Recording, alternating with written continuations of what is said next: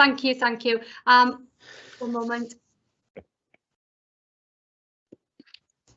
Live recording has started. Thank you.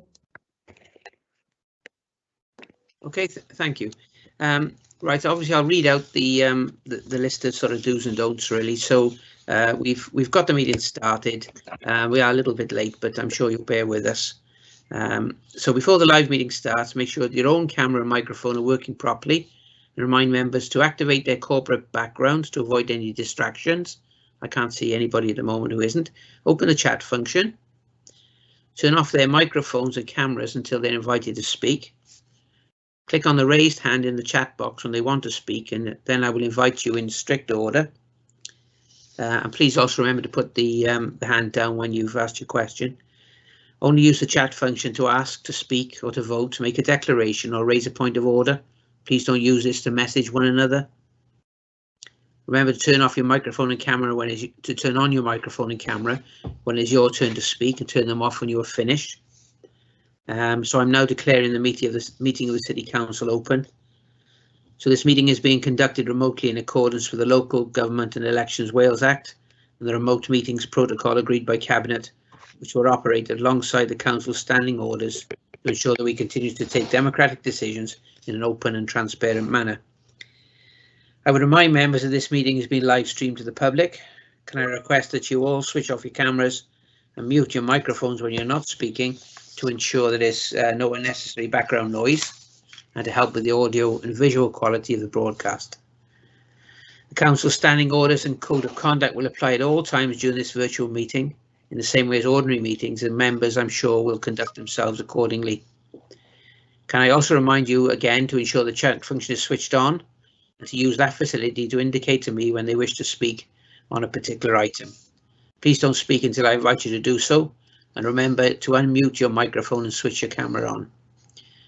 For the benefit of everyone watching on the live stream, when I invite members to cast their votes on any particular item, they will do so electronically using the voting facility in the chat function. The votes will be automatically counted and are recorded on the system, but individual votes are not identified on the screen. The chat room poll is not available on the live stream for public viewing. However, I will announce the number of votes cast for or against and any abstentions before I declare the result. As well as being broadcast live, a recorded version of this remote meeting will be uploaded onto the Council website for public viewing as soon as possible after the meeting. A Welsh translation of the proceedings can be provided upon request. The images and sound recording may also be used for training purposes within the Council. So, item 1. I have received apologies for absence from the following: Councillor Kate Thomas, Mark Whitaker and Councillor Evans. Are there any other apologies? No? Okay, if there are any, please write them in the chat box and then we'll record them in the minutes. It's Councillor Chris Evans, not myself, and Councillor Val Dudley. All right, so if Val Dudley, yeah, I think I did say Chris Evans. Yeah, Val Dudley as well, please. And I don't know, obviously Margaret has resigned, so we don't have to record Margaret's absence, do we? No, that's correct, Mr. Mayor. Okay, so are there any declarations of interest at this stage? If there are, please record them, or should any arise during the course of this meeting, please feel free to put to raised hand facility or by posting a message in the chat box. Mr. Mayor, I do apologise for interjecting. It's the Chief Exec. Yeah. It would appear that some members are having issues with sound quality. Right. Councillor Watkins, Councillor Hollyoak, there's a few placed in the chat about duplicate voices. So right. whether some members need to go on mute, I'm not quite certain what's going on this evening. This is a rarity. We never have this issue on any other council, so I'm not quite sure. We just pause a sec. Can all that's fine. See if that remedies it. Yeah. I think everyone I've got. I've not got everyone on here, so I can't tell whether they're muted or not. So elected members, if everybody can make sure that they're on mute, we'll keep trying. And Councillor Hollyoak and Councillor Watkins, if it's still causing a problem, please place it back in the chat. we may have to just pause and rejoin because obviously we've got some important issues under consideration this evening. Yeah, that would be, that's fine. I don't mind. There was a bit of an echo then. Ray, you said something? No? Okay, is that any better now for those people that experience difficulties? No, I'm getting double feedback. Well, everyone I've got in front of me, but there are only sort of 8 or 9 are on mute. Mr. Mayor, if I could interject there, they're not still on the other meeting, are they? Are they still connected through the other meeting as well? That may be giving them feedback on 2 devices. Perhaps best if they shut it all down and rejoin again. Thank you. Yeah, I see the Holly Townsend's having difficulty, so could somebody attend to that, please? Yes, I'll try to bring her in now. Thank you. So are we still getting feedback now? Ray, are you any better off? No, it's all gone quiet. Mr. Mayor, this is Councillor Mogford. The audio is actually very good for me. So I don't know how many people are actually getting good quality audio. And those who are not perhaps should rejoin, as was just stated. Yeah, that's suggested. So could we try that then, please? Everyone who is experiencing difficulties, could they log off and log back in again, please? So Holly seems to be, you're back on now, Holly, I think. Okay. Yes, everyone else. Yeah, so Jan Cleverly, you're getting 2 voices. So yes, can you try what Roger suggested, which is to log off, log back in again? Yeah. Right, so Tracy Hollyoak is also, I don't know whether all members can see this or just me, is experienced difficulties as well. Somebody could take a look at that, please. I'll try now with Councillor Hollyoak. Yeah, I think that's yeah. Okay. So anybody else now with difficulties that has tried to log out and log back in again?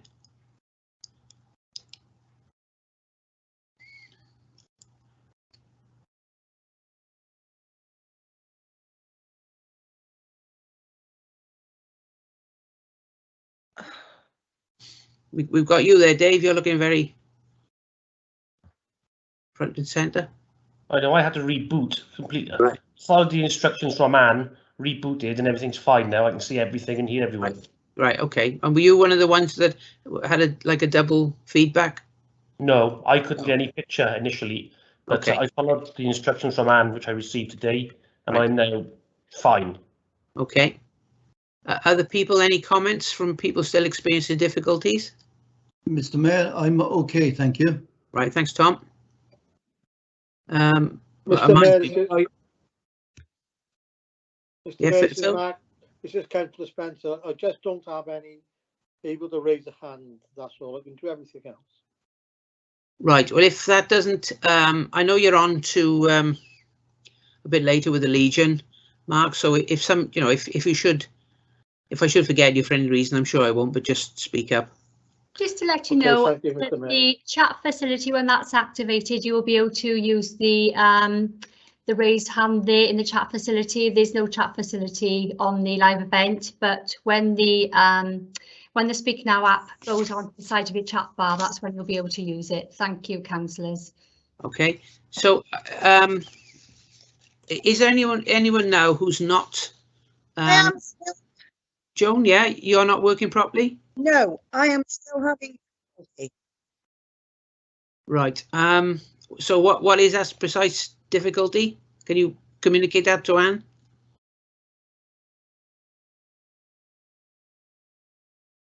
Joan seems to have gone again now. I don't mind waiting a bit. It's just we just. Mr. Mayor, I think we've got enough councillors who can connect. So if you want to continue, yeah, and those who are still experiencing problems or feedback, the Democratic Services team will try and sort that out in the background while this is going on. Okay, and what I'd also say, if you are experiencing difficulty and you're sort of not able to log on, and there are things that you wish to say, about items that we've gone through, by all means, ask in the chat room, and we'll perhaps revisit particular things if we need to. About the best thing we can do for the moment. Okay, right, so I'm moving on a little bit now. So these are now my announcements from the Mayor.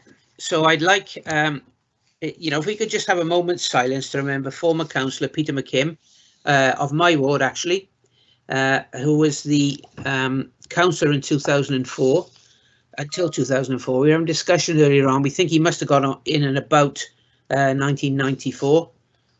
He passed away on the 14th of April at the age of 87, and his funeral took place on the 17th of May at St Basil's Church, Basingstoke. Peter was although you couldn't call him a conservative by any stretch of the imagination, he was always a really nice guy and really nice to me, and he always used to pretend he was going to vote for me, and I always used to pretend I believed he was going to vote for me. So we did get on very well, and he'll be a character who'll be sadly missed in our village. And also now, just to say a few words about Margaret. I'm sure most of you are aware that Margaret Cornelius has now resigned as the councillor for Graig Ward. I suppose it's not too much of a stretch to say that I owe my political career, if that's not too strong a word for it, to Margaret. She encouraged me to stand, and here we are 15 years on now, sat in front of you all as the Mayor. She's a really nice person. She did 30 years of sterling work for the residents of Graig Ward, and I'm sure that we all, we'll miss her really. So if we could just go back now to the first bit, which is, can we just have a moment's silence for Peter, please, and then we'll move on to the next stage. Thank you.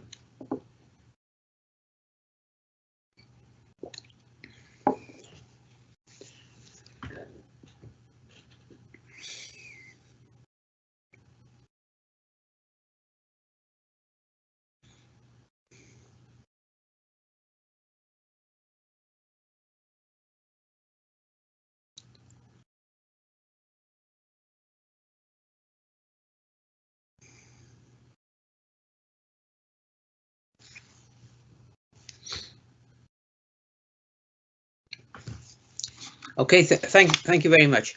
Now, something that we just discussed, one of our older members, Peter McKim, and of course Margaret as well.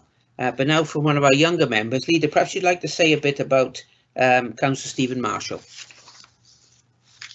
Thank you very much, Mr. Mayor, and thank you, colleagues.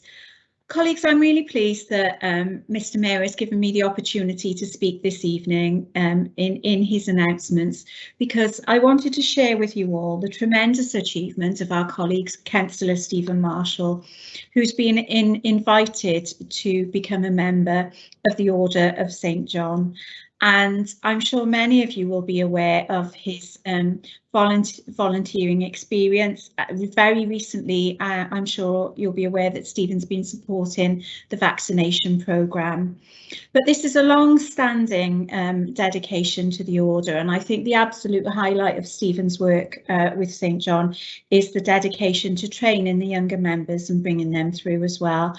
So it's important to be aware, colleagues, that members are only invited at the sanction of Her Majesty the Queen. So this is a tremendous achievement by one of our colleagues, and I just ask you all to support me in acknowledging what a great achievement this is and how proud we are of him as a City Council. Thank you so much, Mr. Mayor.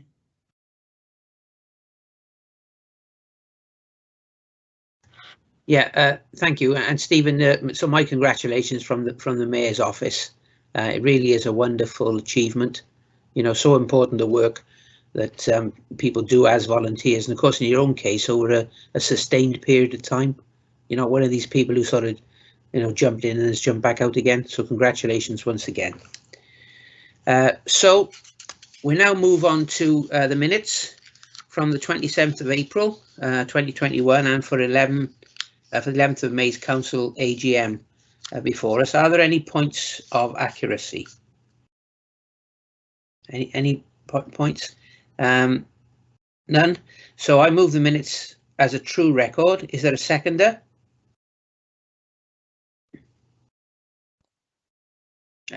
Yeah. Second, Mr. Mayor. It's all a bit reluctant there. I thought I'd, done something wrong.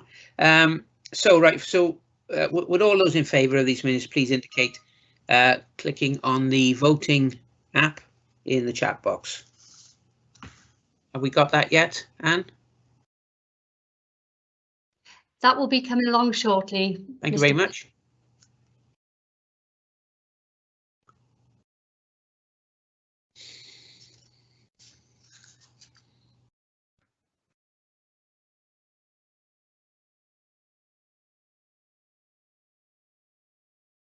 It should be up in front of us now, I think. Yeah. Okay, so if you'd now please vote. Submit. Okay, I think we've got 100% there. There we are. That's pretty good. That's pretty much, that's unanimous, I think. Okay, so now the approval of the minutes is duly carried. So next is the appointments. Councillor Harvey, to introduce this item, please. Thank you, Mr. Mayor.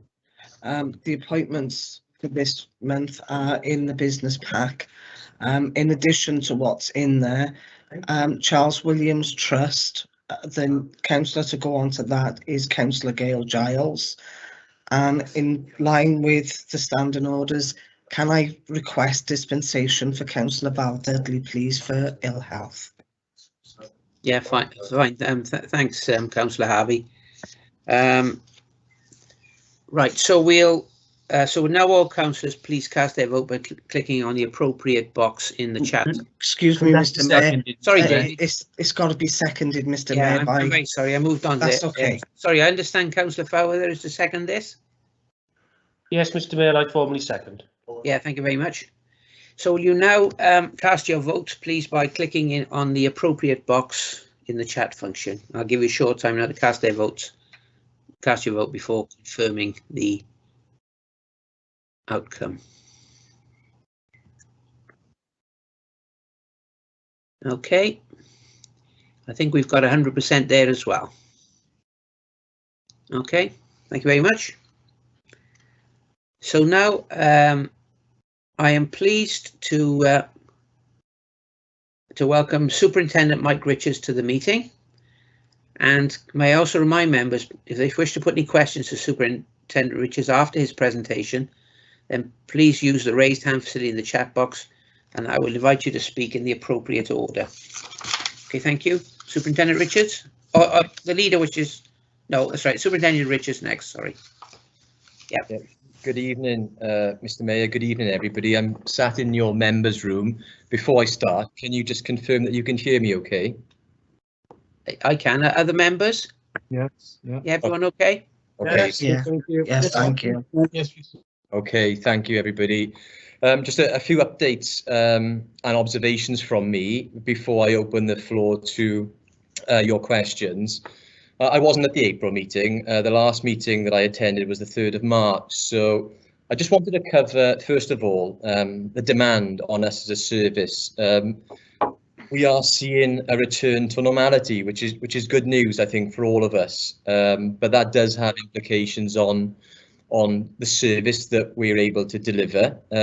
Last year, we saw a reduction in certain crime categories throughout COVID, which wasn't reflected in a reduction in calls for service. So the demand for us in the last 12 months has been a little bit different.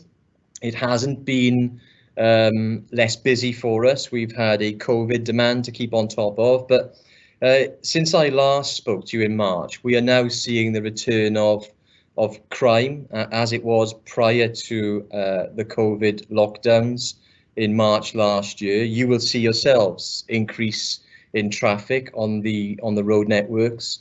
And what we are seeing now, and it's probably worth me mentioning to you, is a significant increase in the demand on our 999 service.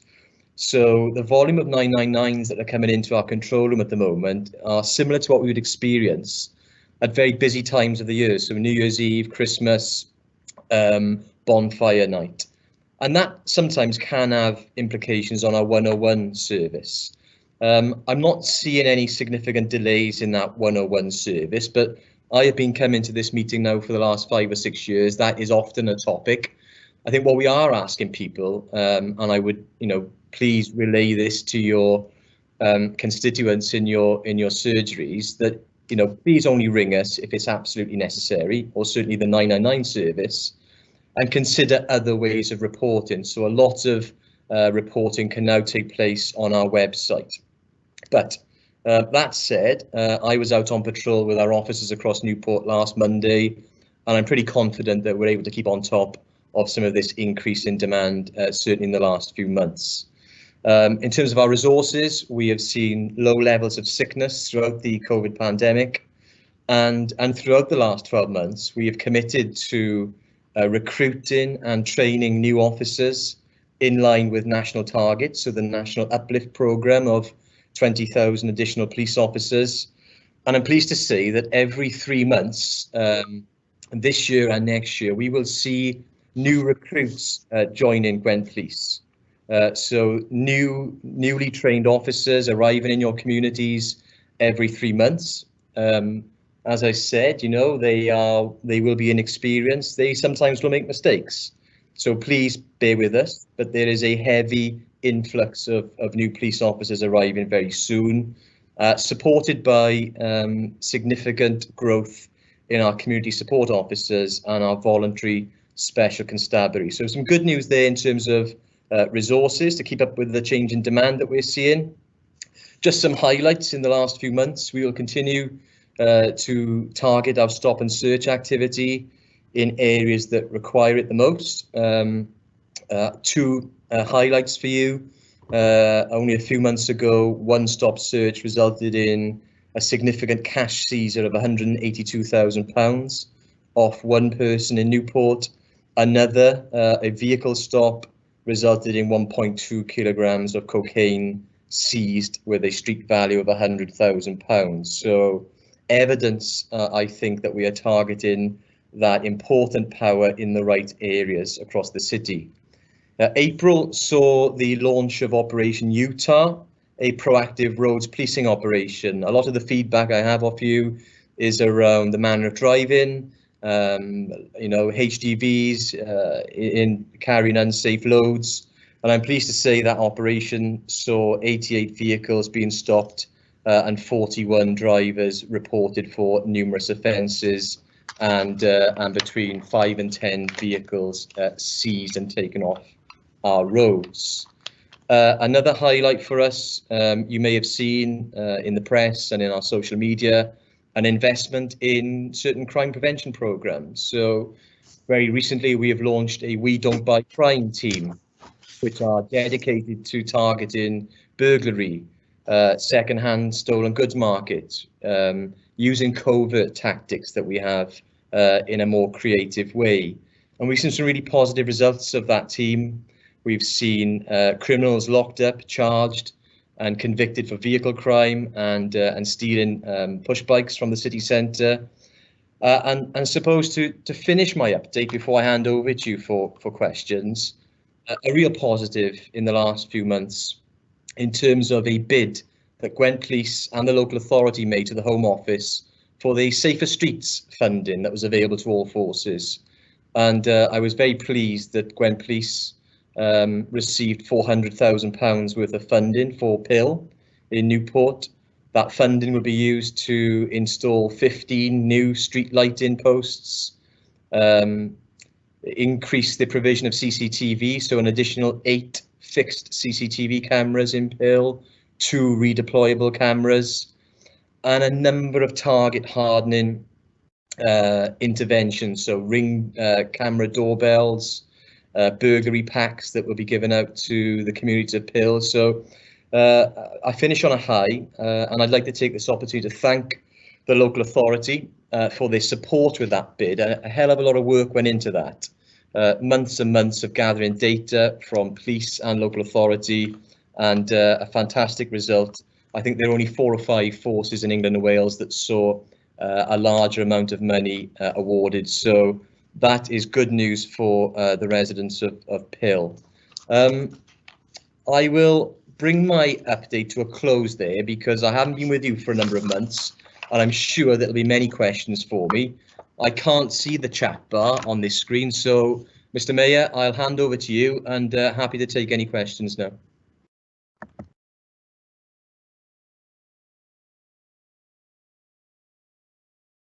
Mr. Mayor, you're on mute. Yeah, I know that. Right, yeah, thanks for that. Leader, you want to say a few words? I've got Tom, which is to ask a question first, and the chat box isn't functioning yet, but members will ask their questions when as soon as the leader's finished. Thank you. Thank you very much, Mr. Mayor, and thank you, Superintendent, and welcome back. It's good to see you. It really is good to see you. And I think it's your update really touched on a number of issues that we're also experiencing as a local authority, and I think it's a reflection really across the whole of the public sector, and that's about the demand on service provision. And I was so glad to hear you talk about the Safer Streets funding. I mean, that's a fantastic award, but also a really positive reflection of our partnership working and what we can achieve together. And I think it's really important, and I'm sure that you'd agree with me, Superintendent, that as we move forwards now and we recognise the different pressures we'll experience as we move towards recovery and out of COVID, that we continue to work together in this way. And I think there is a role for elected members. Listening to what you've had to say, I've listened carefully to your update, and I think there's an important role for us all to play as custodians of our communities in terms of working with our residents and highlighting actually the range of services available to them that are not necessarily services that are provided by the police. Because I'm sure that you're seeing an increase in people wanting to contact you for a whole host of different reasons. And so I think all of our colleagues on the call have got a role to play in supporting the police and accurately signposting our residents in our communities to areas where they can get assistance. So I'm really pleased with the update that you've given us today, and I also welcome the news that you've given us on the new recruits. That is fantastic news, and we really look forward to welcoming more of your new recruits to our communities across the city. So thank you again very much for that. I've got a brief question, if I may, before we move on to fully open up to questions. And one of the positive outcomes of some of the work that we've done as a local authority during our recovery phase really is we've been very successful in some active travel bids that we've made to Welsh Government, and as I'm sure as you're aware, we've been able to introduce a number of safer streets pilots in wards across the city where we've introduced a 20-mile-an-hour speed limit. And I just wanted to really give you some feedback on that, certainly from my ward, the Malpas ward, where we've introduced that across the ward. Residents are still expressing concerns about people reaching the speed limit and driving in a dangerous way in a number of hotspot areas, and these are recurrent areas. And so I'm just looking to ask you, Superintendent, if we could look to work together, perhaps with Go Safe, to look at doing some work around the speeding in these areas, because most people are compliant and we really want people to feel safe, both walking and cycling in our areas. We don't want to lose the momentum with people around people's health and well-being now. But we are still experiencing this challenge, so if we could look to work together to address that, that would be great. But thank you and welcome back.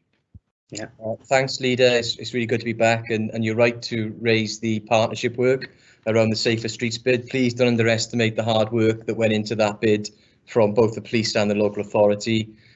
In terms of your question, it's something that other elected members have raised with me in recent weeks. We have a dedicated inspector that is funded by GoSafe, who I would involve in some of these discussions, and perhaps we could get a meeting offline and I could introduce Inspector Jason Williams to elected members who are raising concerns about the enforcement of the 20-mile-an-hour speed limits, and we can do some problem solving activities. So I've made a note of it. I'll raise it with the inspector in charge of that team, and I'll report back to you, Leader. Thank you very much. Thank you. Before we move on to Tom, I've just had a report saying Councillor Houran is having difficulties with this. Could somebody attend to that, please, if they can? Yes, Mr. Try now. Yeah, thank you, Anne. Tom first, and can we have the chat box up as well, because we've only got Tom wanted to ask a question. No, there's about 9 members in the chat box, Mr. Mayor. Oh goodness, how do I access that then? Scroll up. The Tracy Hollyoak indicated first. So where is that? Show conversation? Mr. Mayor, I haven't got a chat box either. I've got here we are. I've got the chat box now. So Tom first. Mr. Mayor, Councillor Hollyoak first under police issues. Yeah, but Tom asked before anybody asked, Dan. Chair, may I speak? Sorry, Mr. Mayor. Roger Jevons, he posted one at 17:27. I posted mine at 17:29. Right. Well, there we are. It's a question, isn't it? Was there first, Mr. There we are. On the speaker now came up at 17:26, and Councillor Hollyoak is first. Thank you, Mr. Mayor. Oh, sorry about that, Anne. I should have known better than try and catch you out. Councillor Hollyoak, you first, please. Thank you, Mr. Mayor, and good evening and welcome, Superintendent Richards. Mine is really on congratulations, but there is one slight question. So absolutely congratulations to you, the local authority and our Pell policing team for the Safer Streets bids. 400,000 is, you know, a great figure to be awarded to Pell and much needed. But obviously that has gone on the projection you've put across Pell to our I suppose our streets that are facing, you know, the highest number of antisocial issues. So I really want to say congratulations to both you and the local authority and the policing team in Pell. You've done a fantastic job. But I'd just like to ask, do you have the streets that will be benefiting for the street lighting, the fixed cameras, and also I know the 2 redeployment cameras can go anywhere, but really I'm just looking to gauge an idea of where them streets and the cameras will be, just so we can inform local residents. The residents, the feedback we've had so far has been absolutely really positive and amazing, and you know, fair play to you all. It was a huge bid and it was long-winded applying for it, but if we can get some feedback, even if you haven't got that tonight, if we could get some feedback on what streets will benefit, that would be great. Thank you, Mr. Mayor. Thank you. Yeah, Superintendent. Be brief with this one, Councillor Hollyoak. I believe it's largely commercial road, Francis Drive, that area. But I've just put a chief inspector responsible for the implementation of the interventions. Her name is Stephanie Blakemore. I will speak to Steph tomorrow and ask her to make contact with you ASAP just to firm up on that plan. But I believe it's largely the commercial road area. Thank you for that, and I know me and Steph are going to meet up anyway, so thank you ever so much. Thank you. Roger, next, please. Yes, thank you, Mr. Mayor. Good evening, Superintendent Richards. I just wanted to reiterate what the leader had said in regards to the 20-mile-an-hour zones and the policing of that with people that still are speeding way beyond the 20-mile-an-hour limits, especially in the 2 areas of Liswery. But I also wanted to that's linked with that, to say thanks for the update on the confidential operational snap that's coming into Liswery, Orway and Ringland, and look forward to working in consultation with you over that operation, as opposed to what Kate Candy said the other night. So thank you very much for that. Thank you very much, Mr. Mayor. Thank you, Roger. On to Tom next now then, please. Thank you, Mr. Mayor. Good evening, Superintendent Richardson. I'd like to congratulate you first on the amount of work you've done on apprehending people who are involved in drugs. I do appreciate that, as the whole city does. Thank you. And the question I wanted to ask, Mr. Mayor, was we have trouble with boy racers on a Sunday night travelling up and down Church Lane in Coedcernew. And what they're doing, they're going round down Church Lane, going on the A48 about 60, 70 miles an hour and spinning round. And they're also doing it in Imperial Way. And do you think I've asked if there could be some traffic calming on Church Lane? Would you support that, please? Thanks, Councillor Sulla. I'm sorry to hear that update. I wasn't aware of that location on a Sunday evening. I thought we'd got rid of the car cruisers on a Sunday evening over to Newport Road in Cardiff, to our colleagues in South Wales. But I'll certainly look into that location, Church Lane, Coedcernew, and I will ask the local inspector to make contact with you and ensure that we've got sufficient resources in place in that location on a Sunday evening to try and deter speeding motorists and deal with them appropriately. I know that we put a lot of work into Tesco's in Spitty. I'm not aware that they've been there on recent Sunday evenings, but I know that our colleagues in South Wales Police have also suffered on the Newport Road, in the Newport Road area. So yes, I will look into it, and I will get back to you and ensure that the appropriate resources are in place.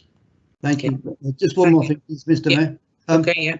They have cameras on that location for when people drop litter, the fly tip. So you'd have to ask permission to off the tip to get the information, because it's confidentiality. So if you could do that as well, that might help you. And there's also a resident that lives in Coedcernew. He's had a record of all the what's been happening. So if the inspector could ring me, I'd be much appreciated. Thank you. Thank you, Mr. Mayor. Thanks, Councillor. Okay, thank you. Now, according to the current box that's popped up, Majid Rahman is now. Oh, Debbie Harvey next. Yeah, thank you, Councillor Harvey. Yeah. Yeah. Okay, Thanks, Debbie. Mr. Mayor. Superintendent, I am very quick to call you out, shall we say, when things are not going right. I think that's the nicest way I can put it. So I want to be just as quick to thank you absolutely from the bottom of my heart and my colleagues for the speed in which you responded to that awful incident. You caught them in 45 minutes. You had them in court and charged in 72 hours. That's phenomenal, given the gravity of the crime that took place. I won't discuss that here. It's not the time or the place, and it's an ongoing case. But given that I am very vocal with you, it's only fair that I highlight how fantastic Gwent Police, yourself, Martin Corley, Tom Harding, how you all came together and dealt with that incident, and it really restored faith in the estate, and it also allayed an awful lot of fears that was going on that weekend. So, like I said, thank you so much for what you've done. It's my pleasure. Thanks for those kind words. And whilst you do challenge me appropriately when we haven't stepped up to the mark, what people probably don't see is the support that you also offer me, Councillor Harvey, and that relationship that we do have that others may not see. So thank you for your ongoing support. I'm very grateful to you. Yes, thank you, Debbie. I'm sure those are sentiments shared by all the members. Majid Rahman, next, please. Thank you, Mr. Mayor. Superintendent, I just want to raise an issue that I've raised previously with Inspector Corley, and in all fairness to him, he has met on a regular basis, keeping us updated virtually as well.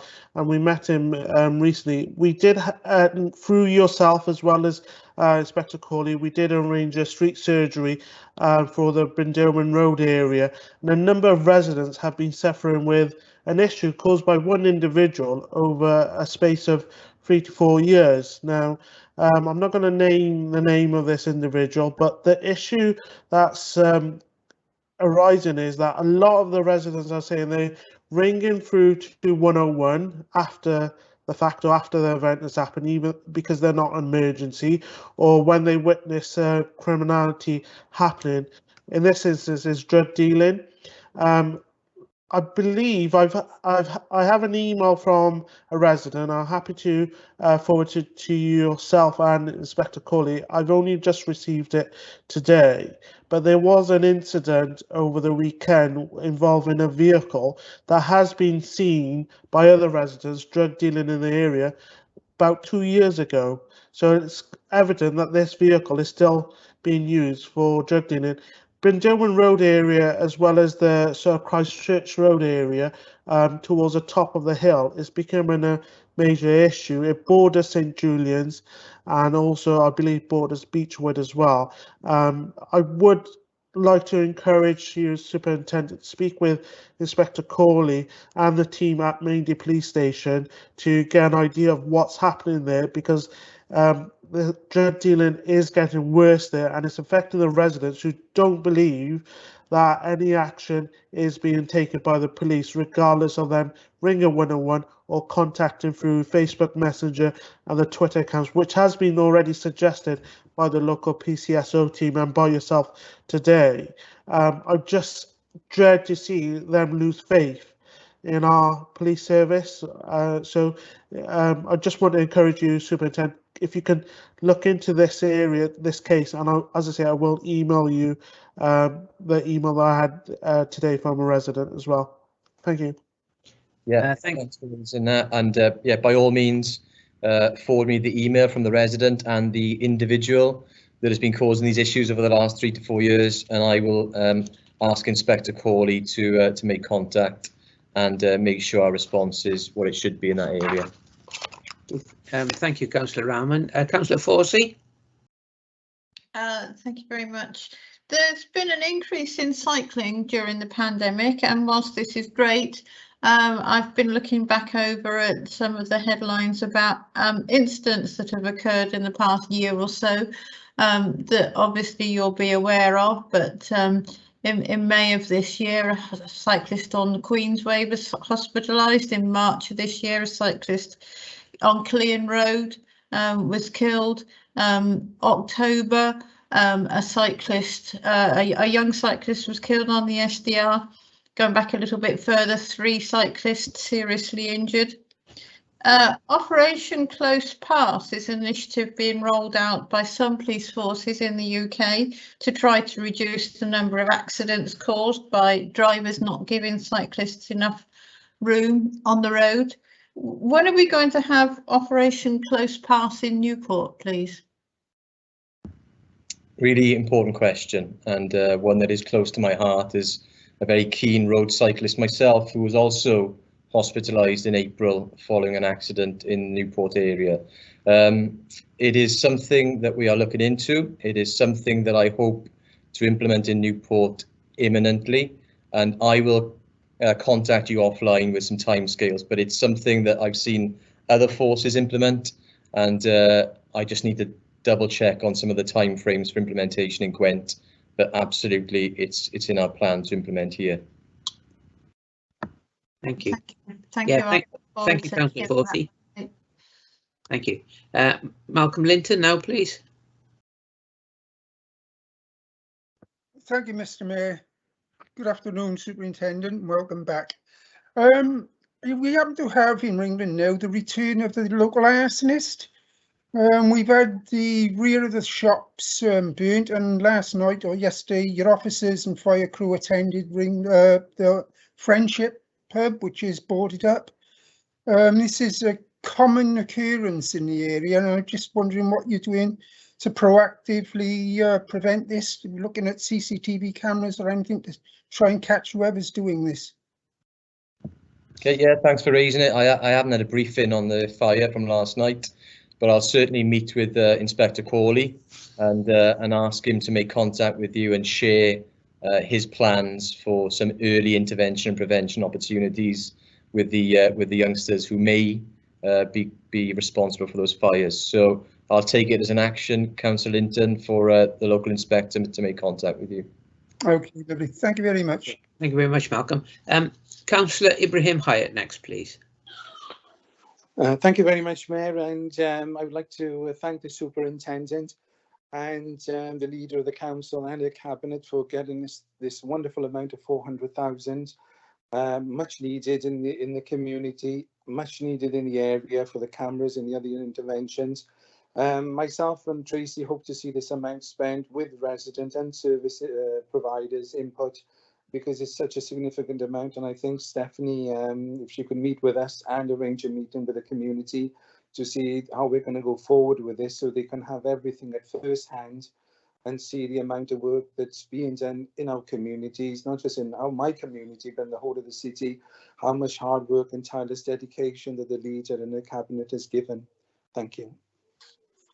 Thank you very much, Councillor Hyatt. And are there other people now after Councillor Hyatt? Yes, Councillor Mark Spencer. Mark, next then, please. Thank you, Mr. Mayor. Superintendent, just quickly, about 18 months ago, 2 years ago, there were several accidents on Chapter Road with speeding cars. Some people were caught when this happened. The residents have raised concerns about this and are still waiting feedback from Inspector Crawley or one of his officers on what is being actioned on this. Could you please chase this up for me? I have asked on several occasions and still nobody has gone to the house. So if you could speak to Inspector Crawley and ask him to send somebody along to explain what is happening. Thank you. Yeah, I'm not sure who he needs to speak to, but what I'll ask him to do is to make contact with you tomorrow, and hopefully you'll be able to give him the details and he can sort that out for you. Okay, he does know the details. I've asked him several times. He just hasn't. Nobody's turned up there yet. If you say Chapter Road, he'll understand straight away. He'll be ringing you tomorrow without fail. Okay, thank you. Thank you very much. Councillor Fairweather, next, please. Yeah, thank you very much, Mr. Mayor. Good afternoon, Superintendent. The Safer Streets funding, which is, I suppose, is good news for PIL. But can you just please bear in mind that PIL isn't the only ward in the city centre in the city. You know, there are other parts of the city, and as you make it more difficult for criminals to operate in the PIL area, they will no doubt start to move out. Is there funding therefore available for other wards in the city once this criminality starts to move around a bit? Yeah, the bid last year was for Stow Hill. We weren't successful with that bid for Stow Hill last year. There is a criteria that is set by the Home Office that has to be met. So if a particular ward meets that very strict criteria that is set by the Home Office, then absolutely. The next bid needs to be in by the 15th of July, and that will focus on violence against women, and probably focus on the city centre. So hopefully we'll get that bid in now by the 15th of July, and hopefully we'll be successful with that one too. Okay, thank you. So Councillor Routley, next, please. Thank you, Mr. Mayor. Good evening, Superintendent. Lovely to see you. We have a major issue here in Langstone with regards to speeding traffic. Nothing new there. The roads from the A448 from the Rock and Fountain down to the Caldera and the major road now have the same speed limit as the M4 motorway. But what we don't have is the same level of scrutiny regarding how safe are they driving. So in other words, we don't have the cameras on our roads. We've had recently, this is why I'm speaking tonight, today I've had information coming through to me from the horse riding community where horses were scared and bolted due to the fact of speeding. They're speeding on the A448 on a regular basis now. Will you be able to please facilitate for my colleague Councillor Mockford and myself quite a fast meeting? I don't want to use the word speedy, but a meeting to see what we can collectively do, working with GoSafe to bring some kind of resolution that will ease the problem here in Langstone Ward. Yeah, certainly. Thanks for raising it, Councillor Routley. Really important issue, speeding in that area. Inspector Jason Williams of GoSafe. Sounds like he's going to be a busy officer, but I will tomorrow, when I'm back in the office, ask him to make contact with yourself and Councillor Mogford and arrange a meeting. I'm sure that his availability will be within the next couple of weeks. So if you don't hear from him by the end of this week, please come back to me. I'll certainly pass that message on to him tomorrow morning. Thank you very much indeed. Okay, thank you, Councillor Routley. Councillor Al Nawami next, please.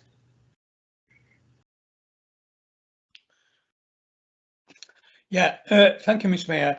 Mayor.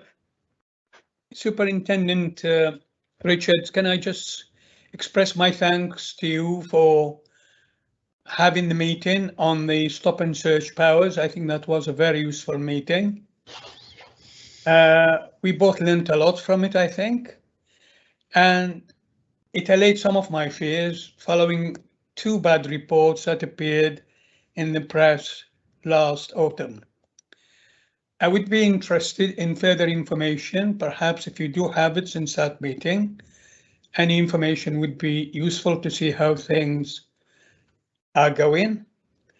I appreciate that in some cases you have to use it, and I think you mentioned in your introduction a couple of events where you might, you were right about it in terms of preventing what was going to happen. Can I also would like to ask you to express my thanks to Inspector Jodie Davis, who I've had a lot to do with in the last couple of weeks after the issues we've had with Bellevue Park. The park is a very well used and loved park. It has bowling greens.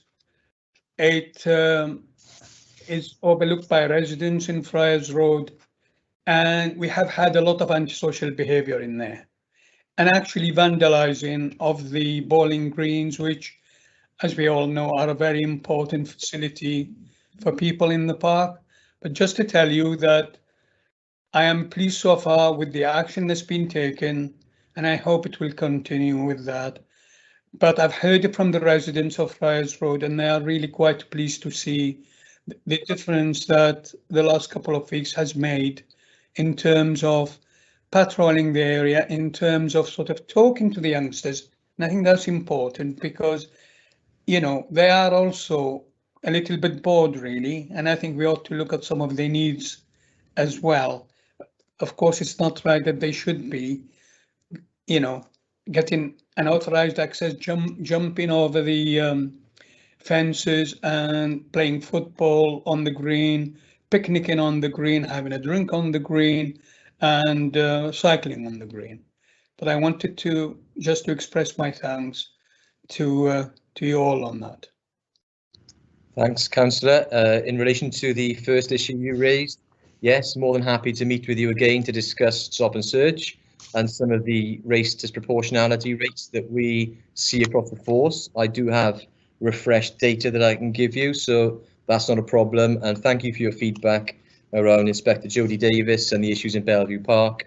I'll certainly take that feedback back to her this week. But thank you, Councillor. Thank you. Thank you. I've just had a message popping up saying that, thank you, Councillor Nawami, that Mick Dad's question was the last. Is that correct, Gareth? Or is it time for one more? 30 minutes is up, Mr. Mayor. 30 minutes is up. I'm sorry about this, Kevin. Perhaps you can perhaps you could send your question to Councillor to Inspector Mike Richards, and we can just move it on from there if you can, please. I'm sorry about that, but we just run out of time. No worries, Mr. Mayor. I'll message me to top man. Yeah, thank you. Right, so once again, thank you, Mike, for your efforts. I was wondering why your front room looked remarkably like our members' room, but now we know. It's a pleasure to be here, Mr. Mayor, and I look forward to seeing you at the next meeting. Thanks. Yeah, Have a good night. Thank you very much. Thank you very much. Right, okay. So I think we're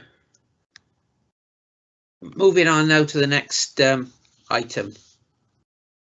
Okay. Right, so everybody can hear this, can they? It's not just me talking to myself still. So item 5 is now the notice of motion diversity in democracy. So the leader is going to introduce the item and formally move the motion. Leader. Thank you, Mr. Mayor. And thank you, colleagues. Newport City Council recognises that much work has been undertaken in the last decade in Wales to measure and improve the diversity of councils. More work is in the pipeline in preparation for the 2022 elections. There's a national communications campaign to encourage people from underrepresented groups to vote, engage with local democracy and stand for office. New mentoring programmes are being delivered with the Women's Equality Network Wales and the Ethnic Minorities and Youth Support Team Wales. Stonewall Cymru and Disability Wales will also soon be offering mentoring programmes. The Welsh Government and Senedd Commission are working with councils, schools and youth councils and developing resources to encourage 16 and 17-year-olds to get involved and vote. The WLGA has a new Be a Councillor website and is part of the Pan-UK Civility and Public Life campaign, and is also working with councils to continue to improve the range of support and development provided to members. Mr. Mayor, I'd like to move the following motion: that Newport City Council commits to being a diverse council. We agree to provide a clear public commitment to improving diversity and democracy, demonstrate an open and welcoming culture to all, promoting the highest standards of behaviour and conduct, and to continue to take forward the recommendations of the WLGA Diversity and Democracy Working Group. I commend this motion, Mr. Mayor. Thank you very much, Leader. You had been given 7 minutes for that, and you've moved it along quite quickly. Thank you very much. Thank you. No, don't don't think of anything else just yet. I understand Baroness Wilcox wishes to second the motion. Mr. Mayor, thank you very much. I wish to second the leader's motion, and I reserve my right to speak at the end of the debate. Okay, thank you. Does any member now wish to propose an amendment to this? No? Okay. So now, are there any comments on the motion? Helpfully, each speech should be no longer than 3 minutes, and then the leader will get a right of reply, which has an unlimited time at the end of the debate. So if we've got questions on it or observations, have we got the chat box open for that, Anne? Or are we just going to rely on people expressing that they want to say something? The raised hand box is open, Mr. Mayor, but no one's yet. Okay, now for some reason I haven't got that. So if people, excuse me, I can't see. So Anne, who have we got there? At the moment, no one, Mr. Mayor. No one. Oh, okay. Well, you've been given your chance now. If you speak now, forever hold your peace. So now what we'll do now is, well, Leader, have you got anything more to? Mr. Mayor, Baroness Wilcox reserved the right to speak. Yes. Okay. Yes. So which order would you like to do this in? Baroness Wilcox first, obviously, then the leader to sum up. That's correct, Mr. Mayor. Okay, Debbie, the floor is yours, if that's the correct expression. I'll take it, Mr. Mayor. Sounds as good as any. On Friday, March the 5th this year, on the eve of International Women's Day, the WLGA Council endorsed a series of significant recommendations from a cross-party working group, which included the use of voluntary quotas, local targets and council declarations to become diverse councils. This was as a result of the setting up of a cross-party working group under my former leadership of the WLGA, and I was pleased to chair the group until November 2019, when its initial proposals were delivered to the WLGA Council. So councils agreed to take steps to advance gender equality and diversity before the next elections. It was in recognition of the lack of diversity in Welsh councils, and the group's remit was to explore broader underrepresentation in democracy and bring about changes through a series of actions and pledges. Mr. Mayor, local communities are diverse in their life experiences, priorities and needs, and councillors from all parties and none should reflect this diversity in the skills and experience that they bring to council. It's not simply a matter of equality, important though that is, but it's a need for council chambers to be filled with people who have a diverse range of life experiences and different aspirations, and better diversity will lead to better decision making. Councils and councillors have played a critical, central and prominent role during the COVID-19 pandemic. Councils have demonstrated that they are uniquely placed at the heart of their communities, and public service delivery in councils and councillors have invariably been the first port of call for the most vulnerable or those in need of support or insurance. So taking the ideas of the working group forward, the WLGA, in consultation with Welsh Government, have therefore developed an action plan covering this range of ideas that include awareness and the value of the role councillors play in their communities, introducing more measures to deal with councillor abuse, which has grown exponentially in recent years with the growth of what I call anti-social media, to progress greater training and development for councillors, including mentoring schemes, and make greater provision for flexibility and job sharing at all levels, and indeed supporting individuals with protected characteristics. So therefore, in conclusion, Mr. Mayor, in what is probably, after 18 years, my last significant speech at Newport City Council, I am delighted to second the leader's motion that this council commits to being a diverse council, and that we agree to provide a clear public commitment to improving diversity and democracy, to demonstrate an open and welcoming culture to all, to promote the highest standards of behaviour and conduct, and set out a local diverse council action plan ahead of the 22 local elections. I second the motion, Mr. Mayor. Thank you very much, Debbie. You can be sure there'll still be plenty of time for speeches, significant or otherwise, from you. I doubt it. Right, thank you very much. Councillor Mudd, now you're summing up. Councillor Matthew Evans indicated, Mr. Mayor. Oh, sorry, Matthew, I didn't see that because I've not got anybody in the chat box. I haven't got a chat box here. Right, so Matthew, if you're next, and then on, if there isn't anybody else after you, on to the leader. Yeah, apologies, Mr. Mayor, the chat box came up a little bit late. The Conservative Group welcomes some of the proposals and recommendations in this motion. At the last council elections, we selected a record number of candidates from ethnic minority backgrounds, for instance, and are very keen to encourage more women to stand. Although we were not keen on giving 16 and 17-year-olds a vote, for a whole host of valid reasons, we respect the democratic system and will do what we can to get them involved. Although ironically, I believe they can't actually stand in the elections. It's also worth noting that our constituency associations have the final say in who gets selected, not us.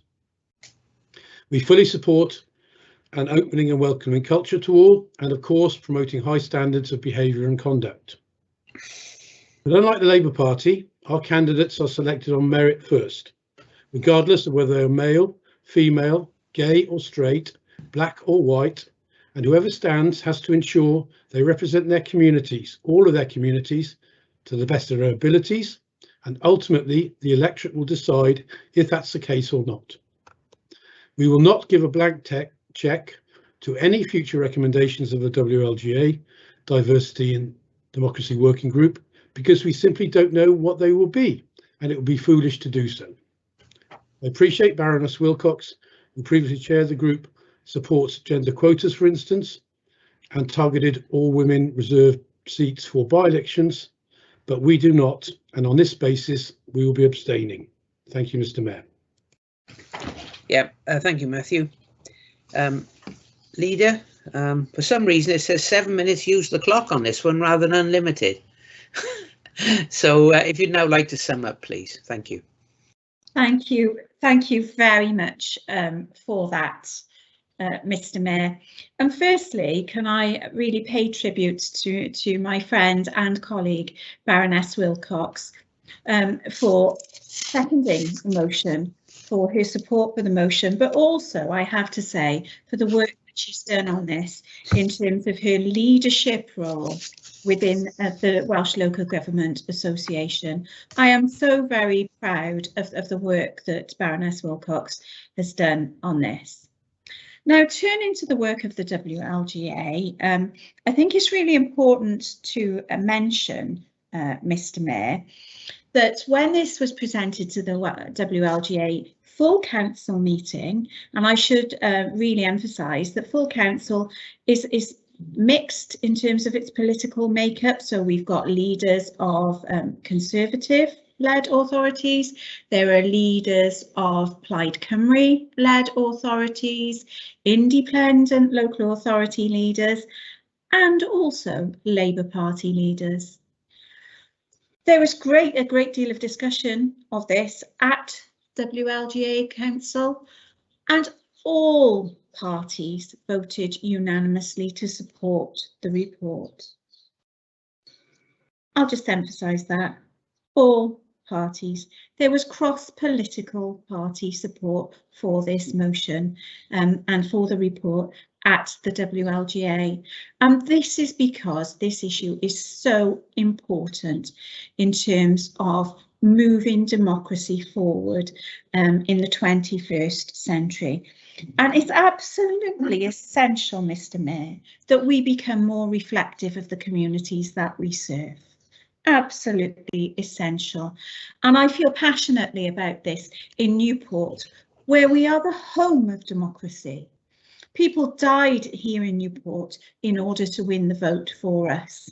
We should treasure that and treasure our rich history in terms of advancing democracy. And for us here today at Newport City Council, this is one more step in terms of advancing democracy. Now, I'm very proud, actually, and very pleased to highlight that our neighbours, Monmouthshire County Council, have already started to address some of these diversity issues and voted in their council earlier this week, or I think perhaps at the end of last week, that they would work to improve representation and work to improve diversity and democracy in Monmouthshire. Now, their political leadership, of course, is Conservative, and they're more than happy to support this. However, it is important, and of course it's truly democratic, that members have an opportunity here in Newport to have their say on this particular motion. And so whilst I'm happy for all members to make a comment on this, I really do have to stress that Newport is the heart of democracy. We've got such a strong and rich history of moving democracy forward, and this is one further step in terms of moving democracy forward in the 21st century. And I commend this motion to you, colleagues. Thank you, Mr. Mayor. Okay, thank you, Leader. Are there any, well, no, we finished the comments anyway, I'm sorry. So can we have the voting box up next, please, Anne?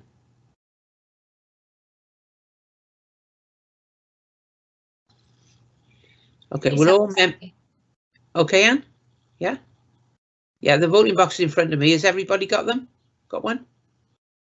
Okay, so I'll ask you now to vote, please. And then submit your vote. Thank you. So if there aren't any further votes, we have 76% for, nobody against, and 25% abstentions. Okay, so that motion is carried, obviously despite the abstentions. Right, so on to the next item now, which I think I'm correct to say, the item 6. Once again, Leader, you're being asked to introduce the item and formally move the motion. Yeah, thank you. Thank you, Mr. Mayor. Thank you.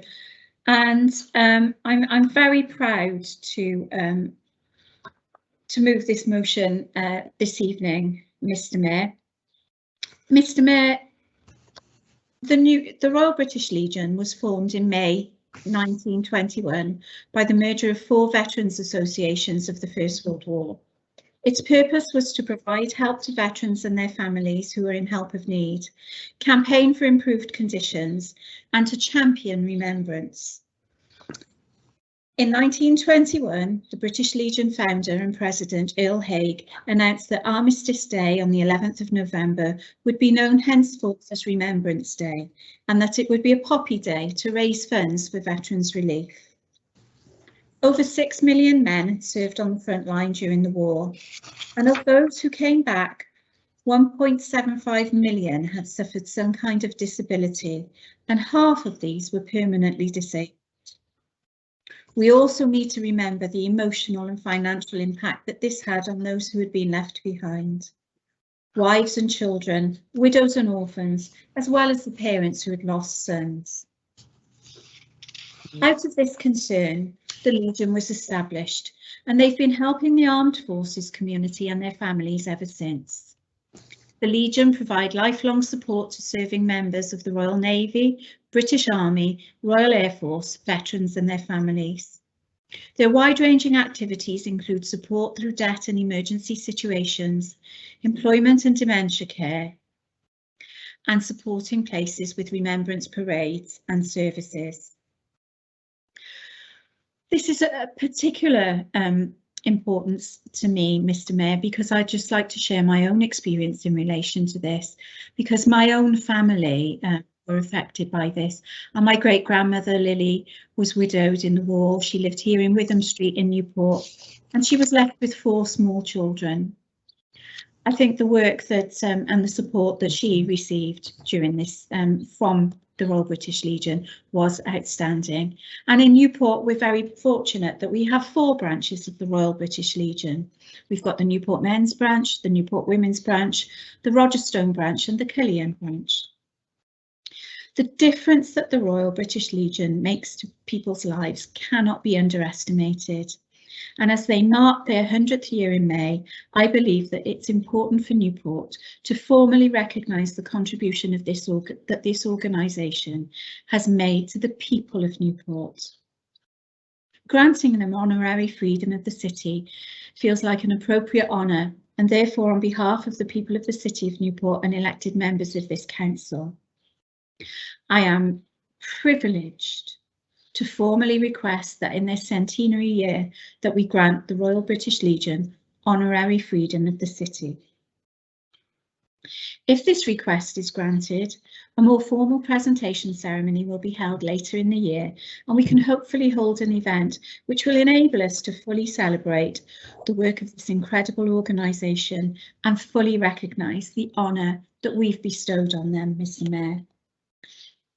So I move the motion that Newport City Council resolves to appoint the Royal British Legion as honorary freemen of the City of Newport in recognition of their 100th year anniversary on the 15th of May 2021, and to honour the charitable work of the organisation supporting ex-servicemen and women and their families. I commend this motion to you, colleagues. Thank you, Leader. I'm sure those are sentiments, you know, that all the members can agree with. Councillor Spencer, now, do you wish to second the motion? And will you speak to the motion now or later in the debate? Yes, Mr. Mayor, I'll second the motion. I'd like to reserve the right to speak later. Yes, okay, that's fine. Thank you. Thank you. Right, so are there any members now who wish to propose an amendment? No? Do we have anybody, Anne, who's expressed any interest in speaking? Or have we got that? Yes, Mr. Mayor, and we have several names in the chat, starting with Councillor Matthew Evans. Thank you. Okay, so starting with Matthew, is it Anne? Jan Cleverly's expressed as well, but Matthew to start with, is it? Yes, thank you, Mr. Mayor. Thank you. Ironically, we've just been talking about engaging in local democracy in the City of Democracy. And yet the first I heard of this motion was when I saw the agenda. I would have hoped with such a prestigious honour that the Leader of the Opposition would have been consulted or even informed prior to this, and indeed other political groups as well. And this has caused understandable anger in my group. Having said that, of course, this has our wholehearted support and is richly deserved. I've been incredibly fortunate to witness firsthand not just the work they do each year for the Poppy Appeal, but throughout the year for events like the D-Day Parade, Armed Forces Day and the Merchant Navy Commemoration Day, where they open their doors of the club to all. Although dwindling in numbers, they still have a vital role in supporting ex-servicemen and women from more recent conflicts like the Falklands, Iraq and Afghanistan. not just financial support, but social and emotional support and retraining advice, to name but a few. Mr. Mayor, the City has a duty to recognise the invaluable contribution the Royal British Legion has made over the last century, and the freedom of Newport is thoroughly deserved. Thank you, Mr. Mayor. Thank you, Matthew. Jan, I think you were next. Thank you, Mr. Mayor. I'd just like to say I support this motion. My father was the founding member of the Gwent POW Association, and he worked very closely with the British Legion, and I'm sure he would be very proud that we're putting this motion forward. Thank you. Yeah, thank you very much, Jan. So next question, because I still can't see Anne, who might be myself, Councillor Harvey, Councillor Truman and Councillor Whitehead in that order. Okay, yeah, that's fine then. So Councillor Harvey first, please. Thank you, Mr. Mayor. I obviously support this motion. It is the right thing to do. Without the Legion, there's a lot of our servicemen and women will be completely and utterly lost. I got one of my own sons as a serving Marine, and for me, this is a no-brainer. We have got to support this. Thank you, Mr. Mayor. Thank you. Councillor Truman now, please. Yeah, thank you, Mr. Mayor. I really do support this motion because it's something that they deserve. And as I say, when I was mayor, like other mayors, I worked very closely with them throughout my year and seen the work that they do. You know, it's voluntary and the charity work they do. And a lot of them are getting on in ages nowadays, but they were out there in all winds and weather selling their properties regardless. And as I say, in Newport, as I say, I've sat through some other freedom of the cities, much deserved as well, I might say. And this is very deserved because they've been, as you say, been in existence since 1921. And the work they do is great. It's something that we all should get behind. It'll get universal approval because, as you say, the help they do with serving soldiers, airmen, naval people, you can't measure it. It's absolutely fantastic, and their families, and it's all voluntary. I couldn't think of supporting anything better, Mr. Mayor. Thank you. Yeah, thank you very much, Ray. Councillor Whitehead now, please. Thank you, Mr. Mayor. Obviously, it's going to be universally popular. As a brother of 5 soldiers and a very proud great-grandson, my great-grandfather was chairman of the Old Comrades and the Old Contemptibles, actually, if anybody's got a good memory. And yeah, I mean, massive safety net for all the armed forces. I've signposted many people, past veterans who have been struggling, and they've always come up trumps. And they don't blow this big trumpet for themselves. I think sometimes it takes people like us to say, do you know what, you're doing a fabulous job. Long may it continue, and this is utterly deserved. I think it'll be popular across Newport. Thank you, Mr. Mayor. Thank you. Councillor Joan Watkins now. Thank you, Mr. Mayor. I would like to speak, and I speak from the heart as a war widow.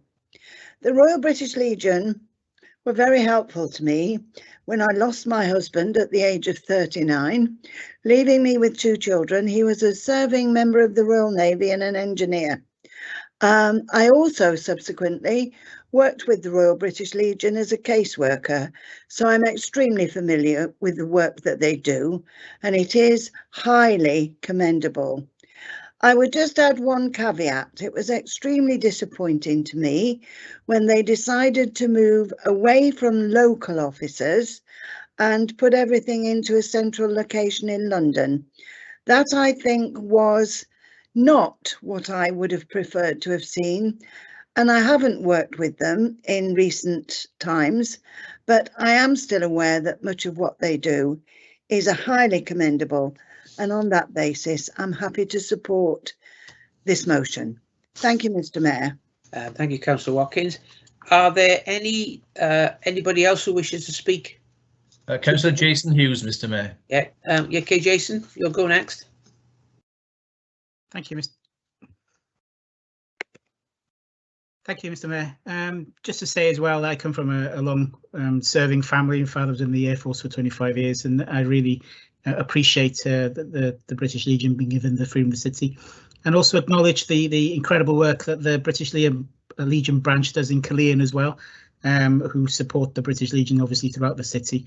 And so it's just to acknowledge the amazing work that they did, especially in last year when it was a very difficult time with COVID, and they continued their work throughout. And I'd just like to acknowledge the exceptional work that they do there as well. Yeah, thank you. Thank you very much, Councillor Hughes. Do we have any other further comments, please? Okay, so we just Councillor Spencer followed by Councillor Mudd then. Yeah. Okay. Councillor Spencer next, and then Jane will finish up. Thank you, Mr. Mayor. I'll keep this brief because the leader and the opposition leader have made good cases of why we deserve this. But it gives me great pleasure as the Armed Forces champ to second this motion. As the leader and the opposition leader have already said, the Legion have helped veterans for many a year, and so long it may continue. It must never be forgotten what our veterans and our serving service personnel are still doing, and any thanks which can be shown should be. I myself, as an ex-soldier, and my family, we're very grateful to the British Legion many years ago when I got into some financial difficulty, and they came in and helped myself and my family out, as I said. So granting them the freedom of the city later this year will be a great reward for the hard work carried out in the past and hopefully long into the future. Thank you, Mr. Mayor. Yes, thank you, Mark. Leader, your summing up, please. Thank you, Mr. Mayor. And Mr. Mayor, I'd just like to say how welcome it is to hear such positive commentary and contributions from our colleagues, and I really do think that that's a reflection, Mr. Mayor, of the high esteem within which the Royal British Legion is held here in Newport, and it makes me it's really proud, and it's a true privilege to be here today with you all as colleagues and make this important decision in terms of the recognition of the work that they do. So thank you very much, Mr. Mayor. I commend the motion. Thank you. Thank you all for your contribution to this debate. Could we have the voting app up now, please, Anne? Yes, Mr. Mayor. Okay, when members now vote, please.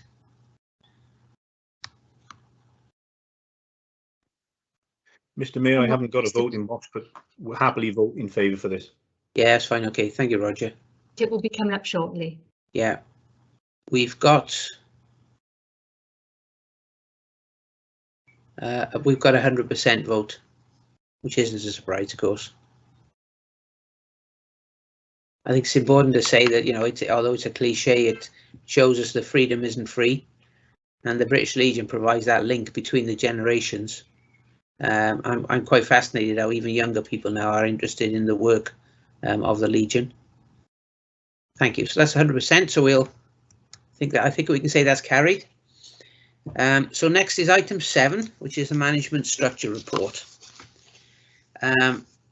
So the Chief Executive will present this report, and then members will get an opportunity to ask questions. Then I will ask somebody to move and second the report. It's important to realise that we can only agree or reject the management structure. It's not open to us to propose an alternative management structure. Thank you. So, Bev, please. Thank you, Mr. Mayor. So, councillors, as outlined in the report, local government, as we know, is rapidly changing and is going to do so for some time. And that's in light of a number of factors. As we recover from COVID-19 and meet the broader challenges facing local government, it's absolutely critical that the council has the appropriate level of capacity and skills to drive and embed a new organisational culture and support the council's ambitions for the city's economic growth at pace. As Wales's third city, Newport has the 7th largest and also fastest growing resident population across Wales, but the council's workforce has not kept pace in reality. and has decreased significantly as a result of reduced local government funding. Overall, staffing numbers across the workforce have reduced by 19%, with the most senior leadership capacity reduced by almost 40%, a reduction from 18 posts to 11. As the report also sets out, as a council and city, we are now facing challenges no one could have anticipated when the current senior leadership structure was designed. Climate emergency, the COVID-19 pandemic, demographic change, technological advances, coupled with the evolution of public services, are presenting challenges never seen before. So growing economic strength and position within Wales and the UK also means that we're involved in a number of key local, regional and national policy agendas. Groups such as the Western Gateway, the Cardiff Capital Region, the Regional Area Planning Board and Public Service Board all require senior level influence and representation at an officer level, if such partnerships are to deliver outcomes for Newport. Whilst in UK government opportunities such as Transforming Towns, the Levelling Up Fund and the Union Connectivity Fund will all be missed opportunities if we don't strengthen our capacity. So it's clear that the council structure needs to change if we are to deliver against a number of strategic policy areas and deliver members and all members' aspirations to support our city and its communities to flourish and thrive. The need for strengthened leadership capacity isn't just important, but in my view, as head of paid service, essential to our resilience and advancement as an organisation and city. Appendix 1 of the report sets out the current senior leadership structure. And whilst this allows heads of service to be operational leaders across 8 service areas, there is insufficient strategic capacity within the senior leadership group to drive fresh thinking and the changes we need to meet our emerging challenges head on, but more importantly, to maximise our opportunities. The council needs senior leaders who will be able to transform the way in which services are delivered, whilst balancing, and this is absolutely vital in terms of governance and compliance, our statutory responsibilities and the council's aspirations for the organisation and the city as a whole. We need a culture of shared ownership, solution-focused behaviours, supported by a strong and enabling corporate centre. So in light of the above context, over the last few months, I've undertaken a review of the senior leadership structure. This has been undertaken with external advice and support from the Welsh Local Government Association. So Jack Straw, who was the former Chief Executive of Swansea City Council, has supported me by undertaking a series of independent interviews with all existing heads of service and a number of senior managers. The review sought to establish the key issues needing to be addressed, the key priorities for delivery and the outcomes any structural change would need to set out to achieve. These findings are summarised on pages 37 and 38 of the report before you this evening. Whilst, as one would anticipate, there were some divergent views, the overriding conclusions were 1, that the current structure requires amendment, 2, that senior leadership capacity needs to be strengthened, 3, some service realignment is required, and finally, some functions required increased focus, visibility and improved coordination. So therefore, it is proposed that Council approves this evening a revised senior leadership structure as set out at Appendix 2 of the report. In summary, the new senior leadership structure will comprise of 3 strategic directors and 11 heads of service, which on reviewing the spans of control of other similar sized authorities is proportionate for the organisation and city. It is also proposed that the restructure will be undertaken in 2 phases. Phase 1, which is this evening, will agree the strategic director and head of service leadership structure and the associated broad service scopes identified by the job titles for the roles. It will also enable the recruitment and appointment of vacant posts in the new structure. Phase 2 will then move on to focus on detailed service realignment and further rationalisation within the senior leadership groupings. The Phase 2 work, led by myself as head of paid service, will be undertaken by the corporate management team in consultation with that wider team of senior managers across the council. And just today, I had a conversation with that senior managers network, where, in my view, we have outstanding talent. This is to ensure ownership, parity of service leadership spans, and to embed the cultural change required, because it must be influenced through a collaborative approach. And that is certainly something that we received in terms of the trade union feedback, is that this is a line in the sand in terms of cultural change as much as anything else. The detailed rationale for the revised structural proposals is set out post by post on pages 39 to 41 of the report. Formal consultation has been undertaken with existing heads of service and the relevant trade unions, and feedback has been positive. During the development of the report, I've also had discussions with each of the political group leaders, and again, each conversation has been a very constructive dialogue, and I thank every individual that I've spoken to over the last 3 or 4 months for their input into this process. So should the proposals be approved by Council this evening, and as we move to implementation, a phased approach will be undertaken. We will seek to establish the recruitment processes for any vacant or new chief officer roles in accordance with the Council's constitution. This will include an appointments panel made up of cross-party elected members. Concurrently, we will also begin the process of detailed service realignment and further rationalisation to achieve the overall change proposed. The most recent Hay job evaluation exercise for chief officers will be updated to ensure that a transparent process determines the scope of each job role and that chief officer posts are in line with the wider council workforce. Following ongoing discussions with Hay, significant change is not anticipated in terms of pay scales, as the last chief officer job evaluation benchmarking exercise was undertaken not that long ago. In terms of the financial position, the report requests minimal investment comparative to the overall revenue budget of the City Council. This will support the proposed increased strategic leadership capacity. The initial request for the first phase of implementation is £160,000, with a request for further potential investment capped to a maximum of £100,000 at phase 2 of the implementation process, should this be required. And I say should this be required, as I will be expecting the senior leadership team to do whatever in its powers to keep any changes to a minimal level of investment. Any further costs associated over and above that with the proposed senior leadership restructure, over and above the £260,000 requested, will be found through the deletion of currently vacant senior management posts and further leadership rationalisation. So in summary, Mr Mayor, I would ask that elected members support the proposals of the head of paid service set out in this report by approving the revisions to the Council's senior leadership structure and authorising me as Chief Executive to proceed with the implementation of the proposals. Thank you, Mr Mayor. Okay, thank you, Bev. Do we have somebody to move the report and second it, please? I'll move it, Mr Mayor, if I may. Councillor Murd, yes. Do we have a seconder as well, please? I'll second, Mr Mayor, thank you. Yeah, thank you, Matthew. Now, are there... Oh, I should have asked for questions prior to that, but are there any questions for the Chief Executive? Councillor Whitehead? Questions, Mr Mayor. I'm first on the list looking at that. Just a comment, really. Yeah, before you get into commentary, Mr Mayor, just questions at the moment for the Chief Executive. Okay. Because the leader will want to move this before you invite speakers. Yeah, okay.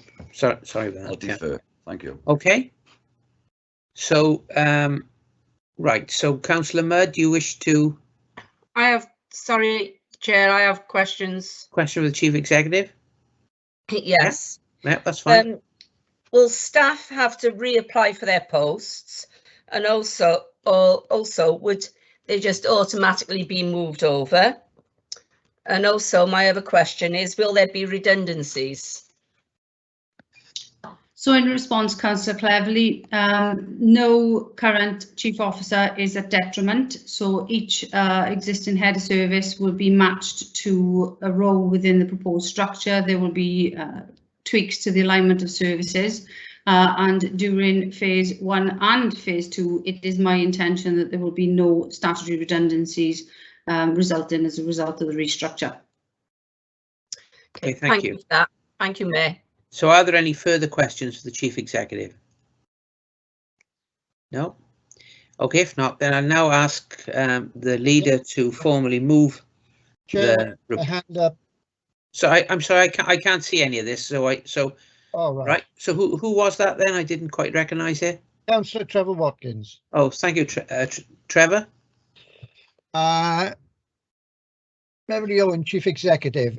When do you propose timescale wise to have these posts in situ? Thank you, Councillor Watkins. If I had the power and the magic, it would be yes. But as soon as we possibly can. I intend to begin conversations with HR tomorrow morning about recruitment processes and establishing dates for the recruitment panels. We do have to undertake some work with Hay in terms of ensuring parity of leadership spans and just confirming that the chief officer salaries are commensurate with the wider workforce. So we will do that over the course of the next 4 weeks. And I anticipate, depending on leave of other chief officers, holding some workshops throughout the month of July and hopefully into early August. So I wish to move with pace to get this in as quickly as possible. Notwithstanding, obviously, you know, candidates who are appointed to the roles, that can potentially delay some movement in terms of the appointment process, but most certainly within the next 3 to 5 months. That's when I'd envisage having these roles filled. Councillor Watkins. Thank you very much. Thank you. Okay, thank you. Mr. Mayor, could I ask a question, please? Yes, Councillor Fowler, yes, certainly. Yeah, thank you, Mr. Mayor. Yeah, thank you, Mr. Mayor. Mrs. Owen, we've had difficulties in the past recruiting senior officers. Therefore, are the salaries now that you're offering for these people, are they competitive within the market? Thank you, Councillor Fowler. I think there's always a need to balance competition across the wider market and benchmark against, you know, the wider workforce of Newport City Council. So in my view, the director salaries are certainly competitive, but as part of the Hay process, we will undertake further benchmarking to ensure that the heads of service salaries are also commensurate. But as I alluded to earlier, I don't anticipate too much significant change at that level, given what I know and understand across the patch in South East Wales. Thank you. Thank you, Councillor Fairweather. Are there any other questions of the Chief Executive? No, I can't see. Are there any questions in the chat box because I don't have that function? No, No, I Mr. don't Mayor. think so. No, thank you. Right, so in other words, now we move back to the leader now to move the and then the seconder to second the recommendations, please. Thank you, Mr. Mayor. Mr. Mayor, I'm pleased to support the Chief Executive's report to implement much needed revisions to the senior management structure of the Council. Over the last few months, the Chief Executive, in her role as the Head of Paid Service, has worked closely with the WLGA to review the Chief Officer structure at Head of Service and Director level. The senior structure is reduced by 39% since 2011, but the Council's change agenda and our expectations for our city have continued to grow significantly at the same time. The review therefore supports the need to create strategic capacity if we are to maximise our opportunities. The Chief Executive in her report has detailed the need to strengthen the senior leadership team to ensure that we continue to take our city forward and maximise the Council's role at a local and national level. We're engaged in ambitious regional and national agendas, such as the Western Gateway and Cardiff Capital Region. Community expectations are increasing, and we will be dealing with the legacy of the COVID-19 pandemic for many years to come, all of which requires robust senior leadership. The Chief Executive has presented this report to Council to seek approval for a future-proof structure to enable our senior officers to refocus the Council's strategic priorities and the transformation of our services in a thematic way. I move the adoption of the report and hope that fellow members will do the same. Thank you, Mr. Mayor. Thank you, Leader. Matthew, are you you're seconding it? Do you wish to say anything? Sorry, I'm not sure whether that's part of it or not really. Yes, thank you, Mr. Mayor. I will second and I will speak now, if that's okay. Yeah, that's fine. Yeah. Thank you, Mr. Mayor. The Conservative Group recognise the current senior management structure is not fit for purpose and welcome attempts to redress this and ensure its greater clarity and a need for the council to become more commercially minded. Ultimately, it must provide improved and more efficient frontline services for our residents. On a personal note, I'm pleased to see the back of job titles like Strategic Director for People and Place, which made no sense at all to me and probably nobody else either, and I'm sure the public would agree. Clearly, concerns have been raised at the cost of implementation, and of course, as you would expect, we will be closely monitoring these, but we will support these recommendations, which will hopefully lead to better and more effective services. And I second Mr. Mayor. Okay, thank you, Matthew. Lee, did you have any more that you wish to say about that? I think Councillor Whitehead wanted to speak, Mr. Mayor. Oh, yeah, sorry, Kevin, I missed you out because I've not got. I keep saying that, don't I? But so sorry, yeah, Kevin, you'll go now. I appear frozen on screen. My end, I don't know. I'm like your end. I'm not going to go into any sort of diatribe. Firstly, I'd like to thank Bev for involving me in the whole process. She was very transparent, very open. And again, I'm going to support this. I like it. Matthew has some salient points there. I think sometimes they used to be termed that we could be asleep at the wheel. And I think might have been a case here, you know. But Bev has come in, fresh approach. She's stood back, and sometimes that's what you need to do. You stand back and you look at something, you look at how it's currently performing, how it's working, and you think, do you know what? I'm going to revamp this. We're going to go again. So I just think she's been a bit dynamic, and I fully support that. I hope our relationships with the people coming into place now will be maintained. I met with somebody today who service provider who remain nameless. I don't want to be controversial, and they were kind of lamenting the lack of dynamism, so to speak, whilst working with the local authority at times. And I'm hoping that something like this, I didn't want to say anything to that person, and I didn't, and I just thought how ironic we had tonight. With my eye on that, I was thinking, well, maybe you might be saying something different to me in the future, because this could and should possibly change that. And I don't like the cost wise, I don't think it's astronomical and nothing to be terrified of, because in the future, no doubt we will benefit. And like I say, we sometimes do have to strip things down, put them back together like a motor, and sometimes they perform better. BHP, that's what it's all about, Bev. So I'm looking forward to it, and I'm always available to be involved in any processes. Thank you very much, Mr. Mayor. Thank you, Bev.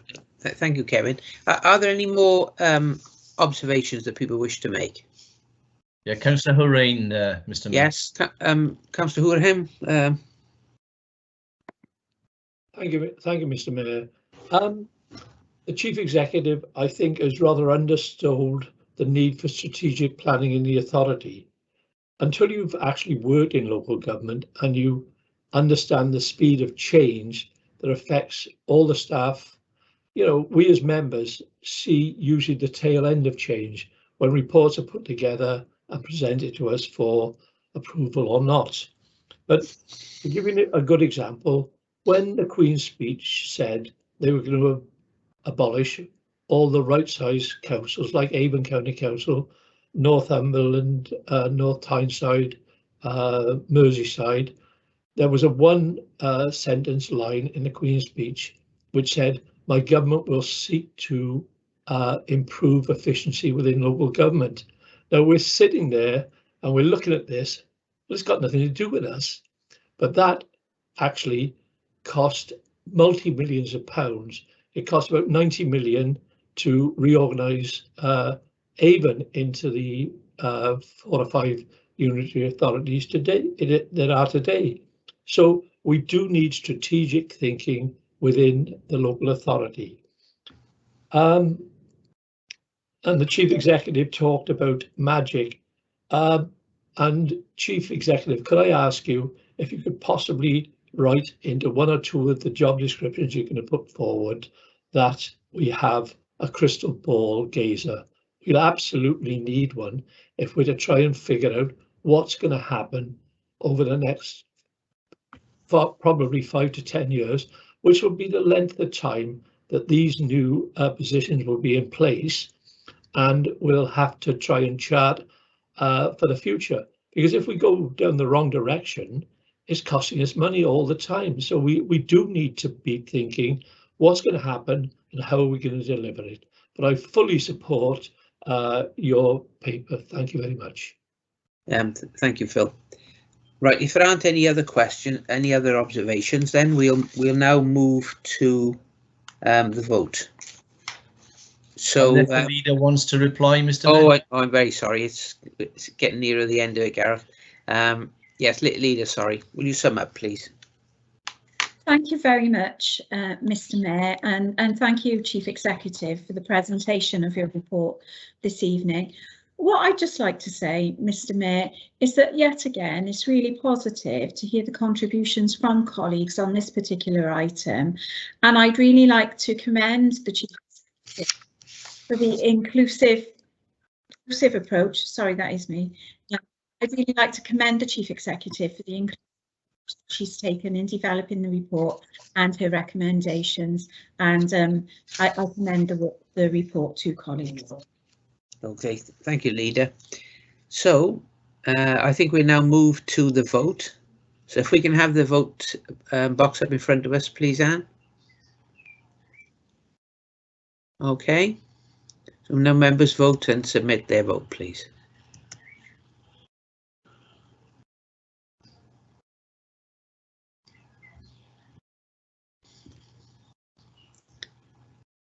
So we have, if all members have voted, 97% for, nobody against, and 3% abstentions. Mr. Mayor, I haven't got a voting box again. Yeah, so so could you try to get a voting box too, Roger? If we can't organise, Roger, you can just declare how you're going to vote. Mr. Mayor, for some strange reason, I'm having two options, two boxes. I don't know what, you definitely can't vote twice, Kevin. Yeah, but for the same option, obviously, but I'm just mitigating disaster and vote. There we are. We've now got 2% abstentions and 2% abstain. In favour, Mr. Mayor, for me. 95% for. So obviously this motion is passed. Is everybody content with the way that we've conducted this voting? Yeah. Okay. Yeah, fine. We're all okay with that? Right. Okay, thank you. Thank you, Mr. Mayor. Yeah, thank you very much, Bev. So now we're going to move on to, so now it says your rise to implement the new structure. There we are. Item 8 now, Public Space Protection Order.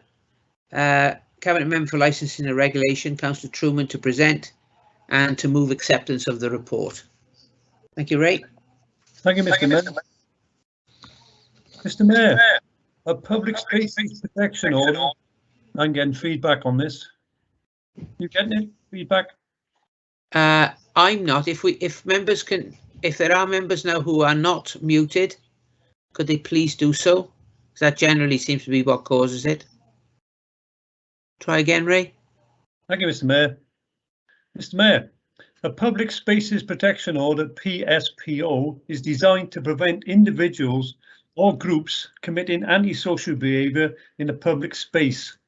They can be used to implement restrictions where the behaviour is having or is likely to have a detrimental effect on the quality of life of those in the locality, and the behaviour is or is likely to be persistent or continuing in nature. Only the council can make a PSPO, but they can be enforced by Gwent Police and council officers.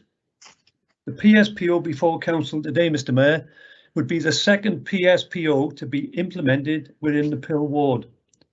The previous PSPO expired in July 2020, but owing to the COVID situation, we had to do it this year. But and it contained 3 restrictions, the previous one, but the new PSPO implements an increase in number of restrictions that are specifically targeted at addressing antisocial behaviour in the defined area. Antisocial behaviour is being experienced in Pill to the detriment of its residents. The previous PSPO was limited in its application and use. Through close working between the council and Gwent Police, it has been proposed that the council implement a new PSBO to provide additional and relevant enforcement powers to Gwent Police and council staff to help deal with the issues residents are experiencing. A public consultation exercise ran for 1 month in March 2021 and was responded to by over 150 individuals and organisations. Almost all of these responses were from people who lived or worked in Pill. The public consultation was overwhelmingly supportive of the restrictions within the new PSBO. The Overview and Scrutiny Management Committee has overseen the drafting and consultation process for this new PSBO and also reviewed the outcomes of the consultation. In its April meeting, the committee recommended that the council adopt the PSBO. At the request of the police, the Scrutiny Management Committee recommended that Prohibition 8 should be removed from the draft order that was the subject of public consultation. However, Mr. Mayor, in the light of the subsequent objections that we have received from the local community about the removal of this measure and the widespread public support for the restriction of curb crawling, it is recommended that the draft PSBO set out in Appendix A to the report be amended to include an additional Prohibition 8, which is no person shall enter the restricted area and attempt to buy sexual services from another person. Subject to this amendment, Mr. Mayor, I move that the council formally approves and adopts the new Pill PSBO as set out in the report. And Mr. Mayor, I'd like to reserve the right to speak, if I so wish, at the end of the debate. Okay, yes, thank you, Ray. Is there a seconder for this, please? I'll second it, Mr. Mayor. And can I reserve my right to speak, please? Yeah, thank you. Does anyone wish to move any amendment to this? No? So what we'll do now, so hang on. So now there are to be comments on the motion. I see that Ibrahim, I presume you want to say something about this. But yes, what please, I still haven't got is any indication of whether there are other members. So obviously I can see you, so that's fine. We'll start with you. If there are others, can they put it in the chat box and then Gareth or Anne can communicate that to me, please? Thank you. Yes, we'll do that, Mr. Mayor. Thank you, Mr. Mayor. First of all, I'd like to thank Ray for his hard work and what he's done for this public space protection order for Pill. It's absolutely vital we have this order in place. Pill on the whole is very hard working, wonderful community spirited area. We've got this minority of people that seem to circle around and cause the nuisance. And this public space protection order with these additional bits in it now will provide a robust and very safe hands, so to speak, for the police to deal with matters that they need to deal with quickly, efficiently and swiftly so that we can get on with our lives. Again, the area that we cover, it's the nuisance code is very small minority, and most of those people are sometimes from out of the area. Pill itself is a wonderful multi-ethnic, multi-diverse, multicultural place, and people are investing a lot of money in it. We've got wonderful houses, parks, businesses, and it's always up and running for people to come and invest in. And this order will give it more power to deal with issues that we need to have dealt with quickly and swiftly. And I thank Ray and I thank you, Mr. Mayor, for allowing me to speak, and I fully recommend this public space protection order for Pill. Yeah, thank you, Ibrahim. Councillor Lacey, Mr. Mayor. Councillor Laura Lacey now, please. Thank you, Mr. Mayor. As chair of the Management and Overview Scrutiny Committee who reviewed the PSPO, I fully support the motion. I'm also happy to support the amendment. The committee reviewed a range of evidence and took considerable professional and expert advice. There was significant cross-party discussion and debate on this matter, and the reinstalment of powers to deal with these curb crawlers is the right thing to do for the people of Pill. And with that, Mr. Mayor, I'll be fully supporting this motion. Thank you. Thank you, Councillor Lacey. Councillor Holyoke, Mr. Mayor. Councillor Tracy Holyoke, please. Thank you, Mr. Mayor. In 2015, I attended a meeting as a resident, I was not a councillor then, whereby it was suggested that a safe zone be introduced into the Pill ward area. At the time, residents who were present, such as me and others, and Labour Party members, absolutely, utterly said we would not condone this taking place. It took place anyway. Since then, I became a councillor in 2017 and I have fought tirelessly with Councillor Hyatt and the full support of Newport City Council and the Labour Party in fighting to get this wrong corrected. Over the last year, it became more evident through COVID as most residents abided by the lockdown. It was evident just how many street workers we had within our community, but it was also evident just because you could clearly see sex work taking place. It encouraged deviance into the community, a lot of antisocial behaviour, and our crime rate went up. Whilst Pill is not the only community to suffer a crime rate, we are the second highest crime rate ward within Newport. The only one above us is Stowe Hill, and this is predominantly because of the nightlife of crime. Well, we have a nightlife. When people are drunk, we have the crime that follows. Anyway, notwithstanding all that, our PSPO order did run out. We've had some great intervention with the police of lately, not just lately, going back a while, where we've had multiple arrests. We've had fines, whereas they are taken to court and given a criminal record. So therefore, if there is someone taking part in sex acts, such as married husbands or whatever, then they are notified through post that they will be going to court for a criminal conviction. Not only are they receiving criminal convictions, they're also receiving fines up to £1,000, which is a great deterrent. But on top of this, we want to give the police and others the power, such as our wardens, the power to be able to act if this is seen within our streets. We totally want to give our residents the right to live free and feel protected. As well as this, there was an area in Holbeck in Leeds that was trialled for 7 years with a safe zone. It caused nothing but problems for them. That is now being shut down just because of the criminality that's gone from the area.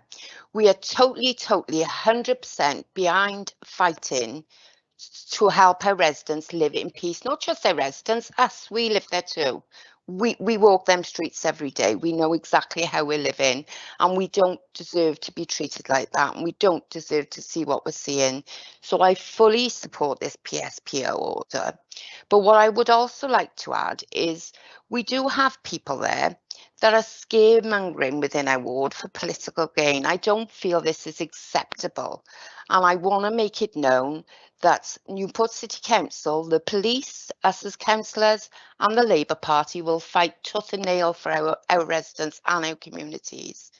But thank you, Ray, and everyone involved for all your support and what you're doing for the Pill ward. It is totally appreciated, not only by me, but residents as well. Thank you. Thank you, Councillor Holyoke. Councillor Matthew Evans. Thank you, Matthew Evans. Next, please. Yeah, thank you, Mr. Mayor. I originally supported the PSPO and will continue to support the PSPO. And it's not just the councillors in the area. Of course, there are lots of residents and businesses as well who have been directly affected by this. And I've noticed, even when I've been on community litter picks, I haven't done for some time, it's shocking to see drug dealing on the streets. No woman should be able to feel unsafe walking down, being accosted or solicited. So, you know, I think we do welcome tougher action. I've also called for 24-hour provision of public toilets, so there's no excuse for people urinating in broad daylight in the middle of the street.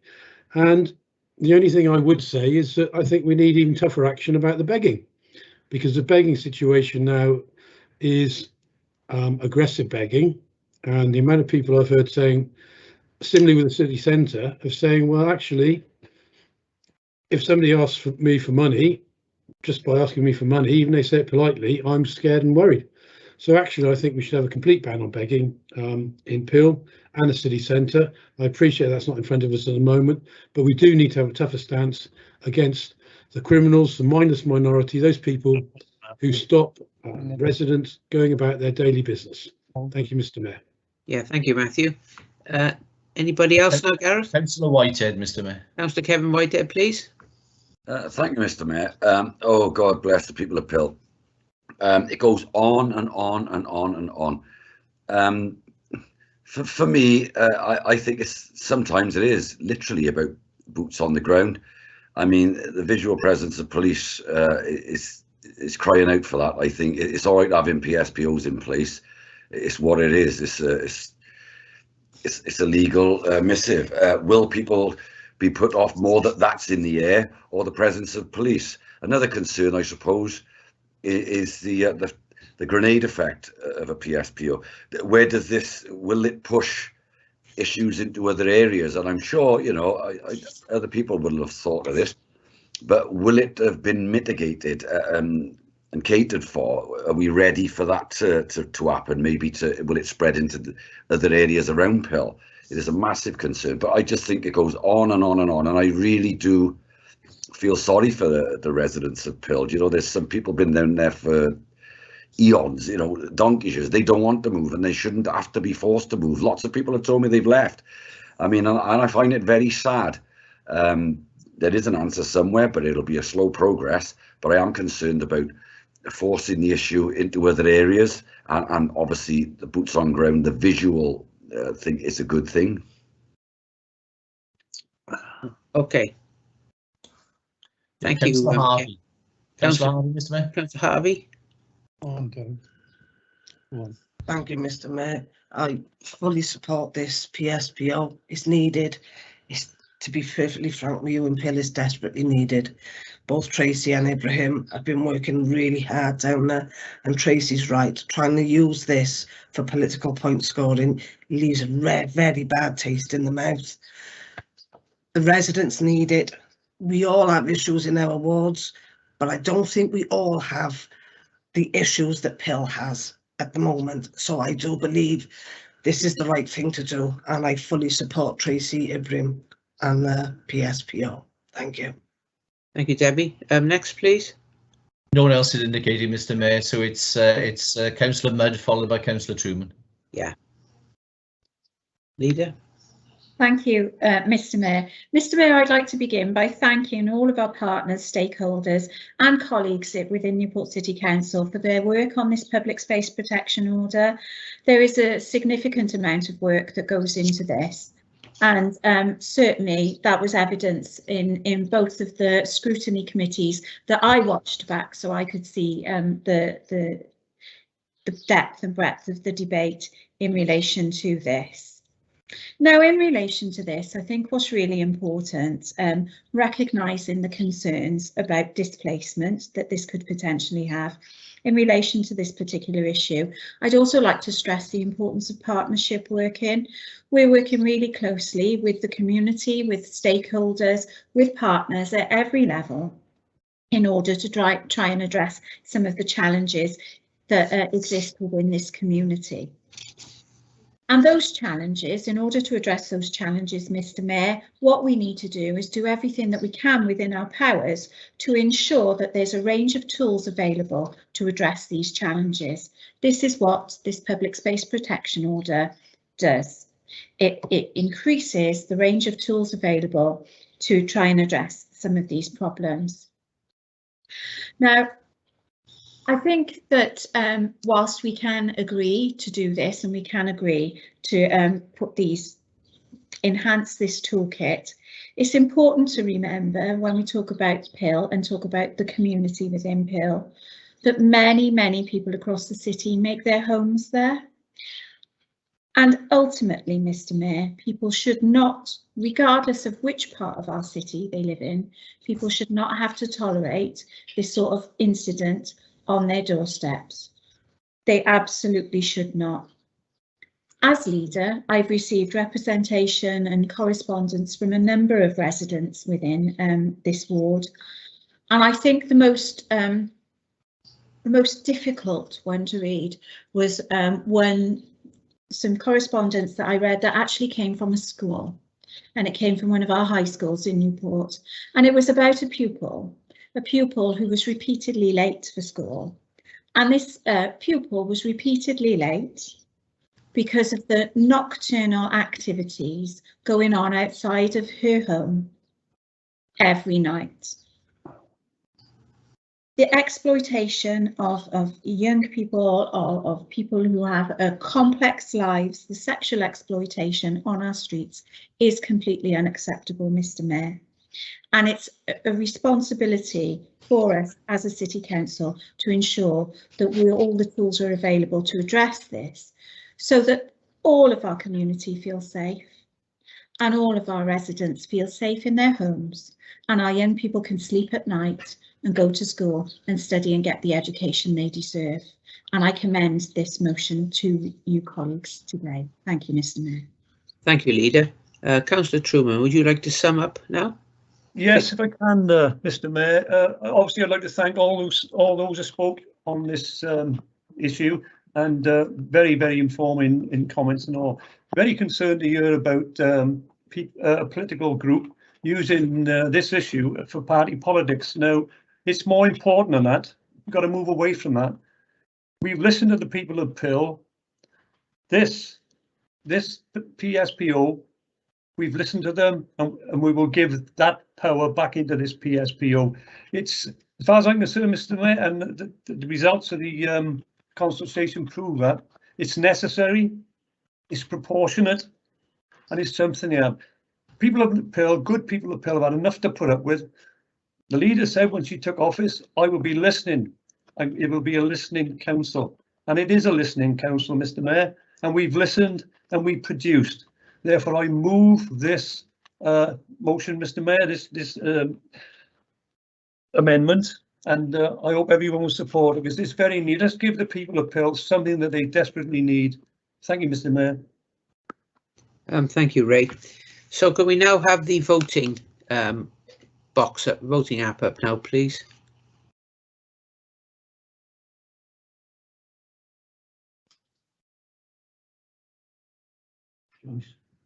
It hasn't appeared with me yet. Has anybody seen it? It will appear soon. Thank you very much.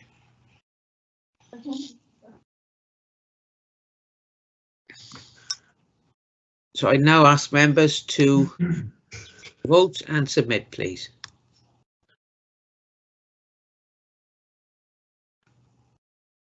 A little bit longer. We've got 100% now. Okay. So I think we can say that is passed unanimously.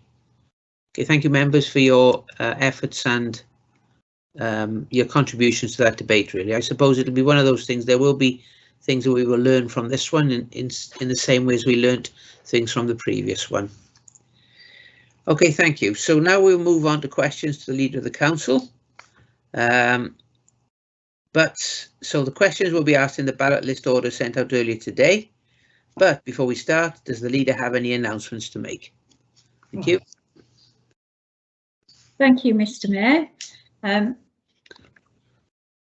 Colleagues, Mr. Mayor, colleagues, for those of you who joined us online for Cabinet, you will be aware that we supported a proposal to make a significant bid to the government's Levelling Up Fund with the aim of further boosting the regeneration of our city.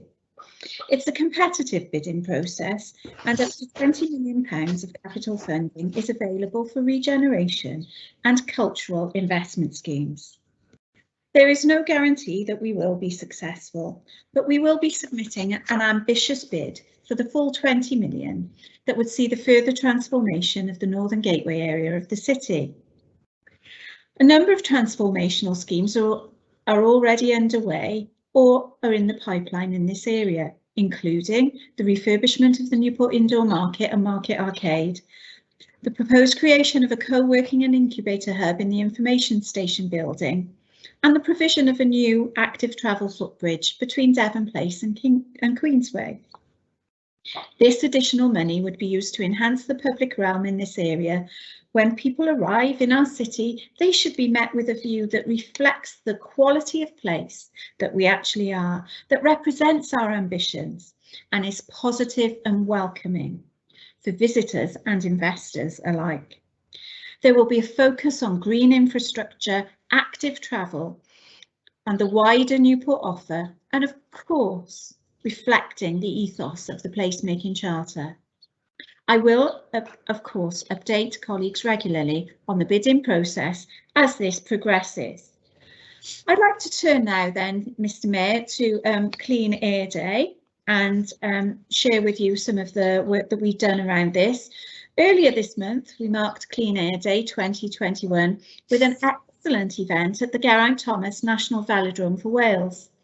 The purpose of Clean Air Day is to highlight air pollution, build awareness of how it affects our health, and explore some of the things that we can do to tackle the problem. Every year, air pollution causes up to 36,000 deaths in the UK. The World Health Organization and the UK government recognise that air pollution is the largest environmental health risk that we face today.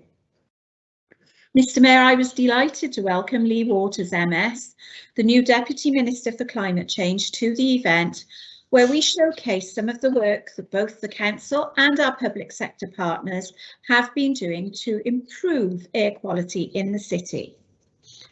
This includes installing renewable energy generating solar panels on the 27 of our buildings, including the largest rooftop installation in Wales at the velodrome itself. The showcase also featured a number of electric vehicles, which included our electric refuse collection vehicle, the first of its kind in Wales, one of Newport Transport's electric buses, and an electric taxi. We still have a long way to go in making our air cleaner for future generations, but there is a lot of good work already throughout Newport, and the actions that we're taking today will help us deliver a greener, healthier city for tomorrow. Another project we've recently taken part in that focuses on sustainability in our city is No Mow May. The campaign encourages individuals, councils and stakeholders to support bees, butterflies and other wildlife by letting wildflowers grow on lawns and green spaces throughout May instead of mowing them. We pledged our support in recognition of our status as a bee-friendly city and on our duty to enhance nature and take actions that help counter the impact of climate change. The move to support the campaign also followed successful trials of different programmes of grass management and different wildflower seed mixes in our designated Leave to Grow pilot sites. As a direct result of reducing mowing, we saw some lovely examples of flora, including beautiful bee orchids blooming on our verges. We will review this year's experiences and learn from them, but we have every intention of continuing to support such schemes that benefit the environment across our city. Moving on to another important issue, colleagues, Mr. Mayor, I'd like to raise awareness of the Generation Rent campaign. So together with the campaigning body Generation Rent, we've recently launched a new project to improve engagement with people who are privately renting their homes. While most properties in the city are in a good condition, a number of landlords break the law by renting out homes that are substandard or not fit to live in. A survey is currently running that aims to get a better understanding of the challenges faced by private renters, as well as discover what they understand about their rights. Initially, it will be seeking the views of people living in the Stowe Hill, Victoria, Hill Gwentley and Liswerry wards, where there are high numbers of privately rented homes. After the consultation ends, the project will move to stage 2 with focus group discussions and forums for private renters. Colleagues, I urge you to please encourage Newport residents to take part and share their views, and you can find more about this on our website. Now, colleagues, since we last met, we've also celebrated Foster Care Fortnight and Carers Week. Both events were marked with some excellent reflections and communications around the amazing commitment shown by these groups of people. Around 580 unpaid carers are known to us. The 2011 census reported that around 16,500 people in Newport said that they were caring for someone. They include young carers who are helping to look after a parent or a sibling, parents looking after children with additional needs or serious conditions, sandwich carers juggling the needs of parents and children, and anyone caring for someone who cannot manage without help. I would again, Mr. Mayor, like to take the opportunity to encourage them to get in touch so that we can offer help and support. And our foster carers, who do so much to support some of the most vulnerable young people in our city, should also be commended.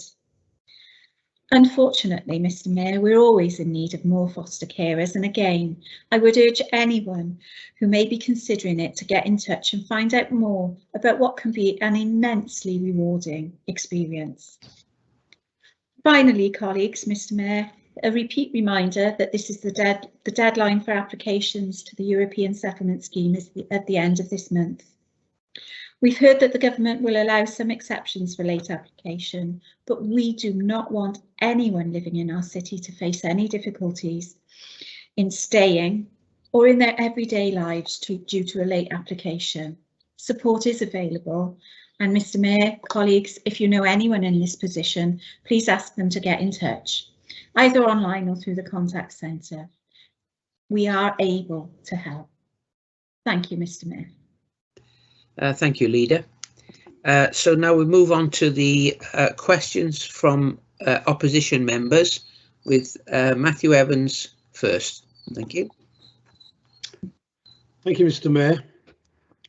At the budget meeting this year, your Cabinet Member for Culture and Recreation stated that the opposition hasn't put forward an alternative budget since she was elected in 2012. This statement is blatantly untrue and is recorded on the webcast, open for all to see. The Conservative group put forward fully costed alternative budgets up until 2016-17. She has refused to apologise both publicly and even privately. Do you think she should? Thank you very much for your question, Councillor Evans.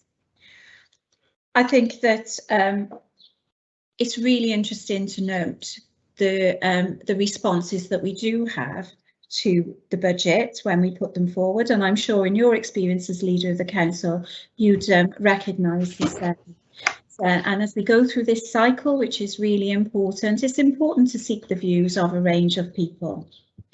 Of course, as the opposition, you are entitled to put an alternative budget forward, and if the evidence is such that you have put them forward, then I'd suggest that we acknowledge the fact that that happened and we move on. Thank you.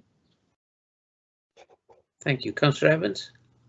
Yeah, thank you very much. So I'm assuming that that's a yes, and you would have apologised, and you hope she does apologise, because we've been talking earlier about promoting high standards of behaviour and conduct, and you've mentioned before, I mean, Councillor Truman had the decency to apologise when he got something wrong.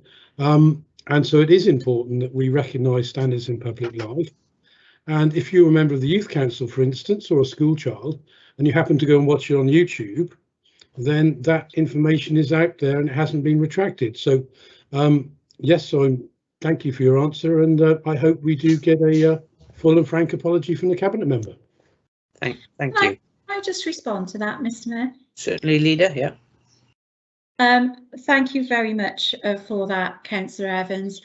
You may wish to reflect on the recording of this meeting and take into account my actual response rather than the response that you reframed. Thank you, Mr. Mayor. Your response is noted. Thank you. Thank you both. Councillor Kevin Whitehead next, please. Thank you, Mr. Mayor. Hi, Leader. Leader, you may remember, nigh on 2 years ago, I would imagine now,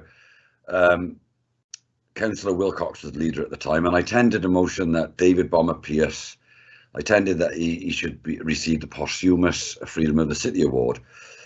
We had a long, drawn-out conversation around that and the merits of why it wasn't possible. But she did actively encourage me to go down the road to the Spirit of Newport Award, which she thought would be more apt. And I did do that. It's been a long old process. I'm giving officers nudges. There's nothing really coming back. But just to add on to that, it's been a bit of a limbo situation since. But what hasn't stopped is that the Newport's rocky legacy hasn't stopped, and it continues to sponsor youngsters with aspirations, vulnerable adults, vulnerable children, and that is still ongoing. And even yesterday, a young sportsman was granted sponsorship money. And I just think now is the time. He finally deserves the recognition. The statue itself is a fabulous thing in the city. Which does attract lots of attention. There's probably the selfie king of Newport at the moment, and I was just wondering if you could push that process on. That it has been a long time in coming now, and some people say to me, Kevin, what happened to that? And I'm like, it hasn't died a death. I will ask the leader in council when I get my opportunity, and I suppose this is my opportunity, leader. So could we revisit that Spirit of Newport conversation around David Bomber Pierce? God bless him. Thank you, leader. Thank you very much for your question, Councillor Whitehead. And I think really I'd like to begin my response by paying tribute to the many people that participated in the fundraising activities for the statue. And that really shows a collective community spirit, doesn't it? So I'm really proud of the work that's gone on there in Newport. Now, you mentioned the Spirit of Newport Award, and I have to say that certainly in terms of the work that we've done over the last 18 months, that hasn't been at the forefront of our deliberations, and understandably so, because of our response to the pandemic. But I can assure you that, Councillor Whitehead, that we will be returning to this, and we'll be closely reviewing the criteria for it. I know that there are a number of nominations. I think there are maybe 3 or 4 nominations at the moment, and we will be looking at this. But for me, I think certainly when I think of this, and I think of the recognition that we need to make of our citizens, I'm really keen that we find a way to recognise and acknowledge the range, the whole contribution of a whole range of citizens. So what I've asked the partnership team to do is start to look at how we can expand what we do to recognise the contributions that citizens have made. So we've got a very high level award. Well, there are a number of things that we can do at a high level, but what can we do in terms of that broader recognition? If I think of all of our heroes across our communities and their responses during the pandemic, the people that have kept our communities going, the people that have supported people. If you think of those small acts of kindness that we experience every day and those people that make a difference, how do we acknowledge them as well? So my response to you, Councillor Whitehead, is we absolutely have not forgotten about this. Certainly it's not been at the forefront during the pandemic, but what the pandemic has done is it's raised certainly my awareness as the leader of the need to have some form of recognition that operates across a range of levels across our city. And I certainly welcome your contributions on that and your views on that, and certainly the views of colleagues on that.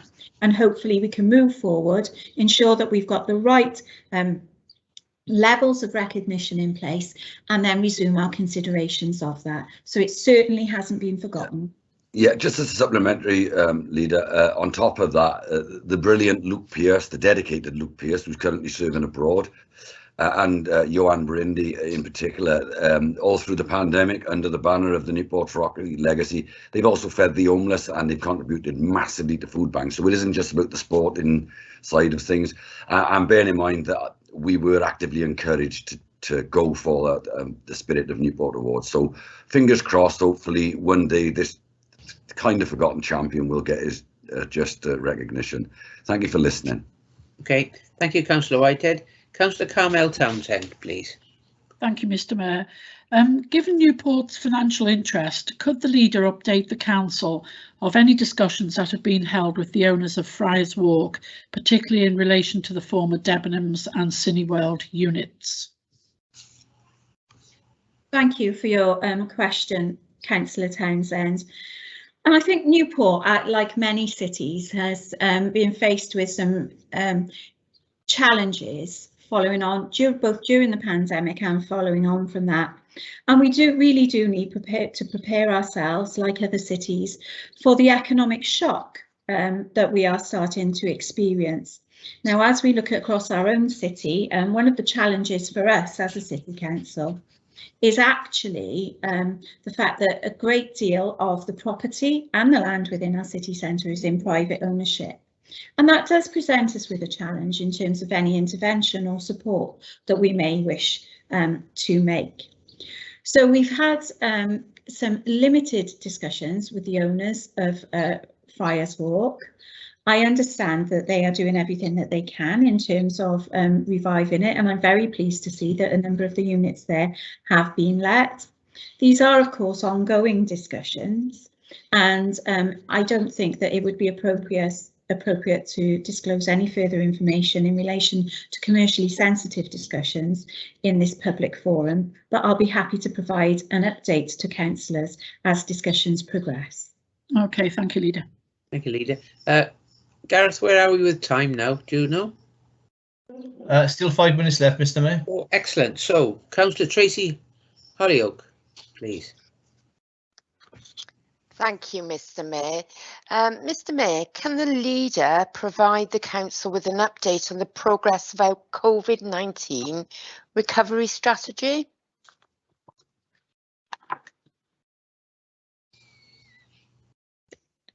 Am I okay, Mr. Mayor? Yeah, thank you, Leader. Yeah. Thank you, Tracy. Thank you, Mr. Mayor. Thank you, Councillor Hollyoak. Earlier at the last week, I was very pleased to attend a meeting of the Strategic Recovery Group, where both leaders and chairs of public service boards were able to feed back on the progress that they were making in terms of recovery. And I think what's really heartening to note about that, Councillor Hollyoak and colleagues, is that across Gwent, there's been a huge response, and all of the public sector is working really hard to move towards recovery. Now, as you know, colleagues, in terms of Newport, we've got 4 strategic recovery aims, and we try to align these to both our corporate plan and the One Newport Public Service Board Wellbeing Plan.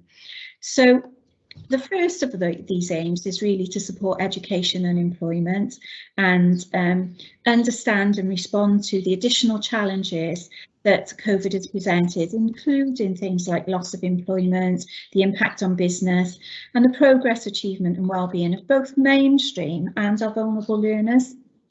So we've been able to focus on that. Our second strategic recovery aim is focused on our environment and the relationship between the environment and the economy. So to understand and respond to the impact of COVID-19 on the city's economic and environmental goals, and really to enable Newport to thrive again. And I think that's quite important as well.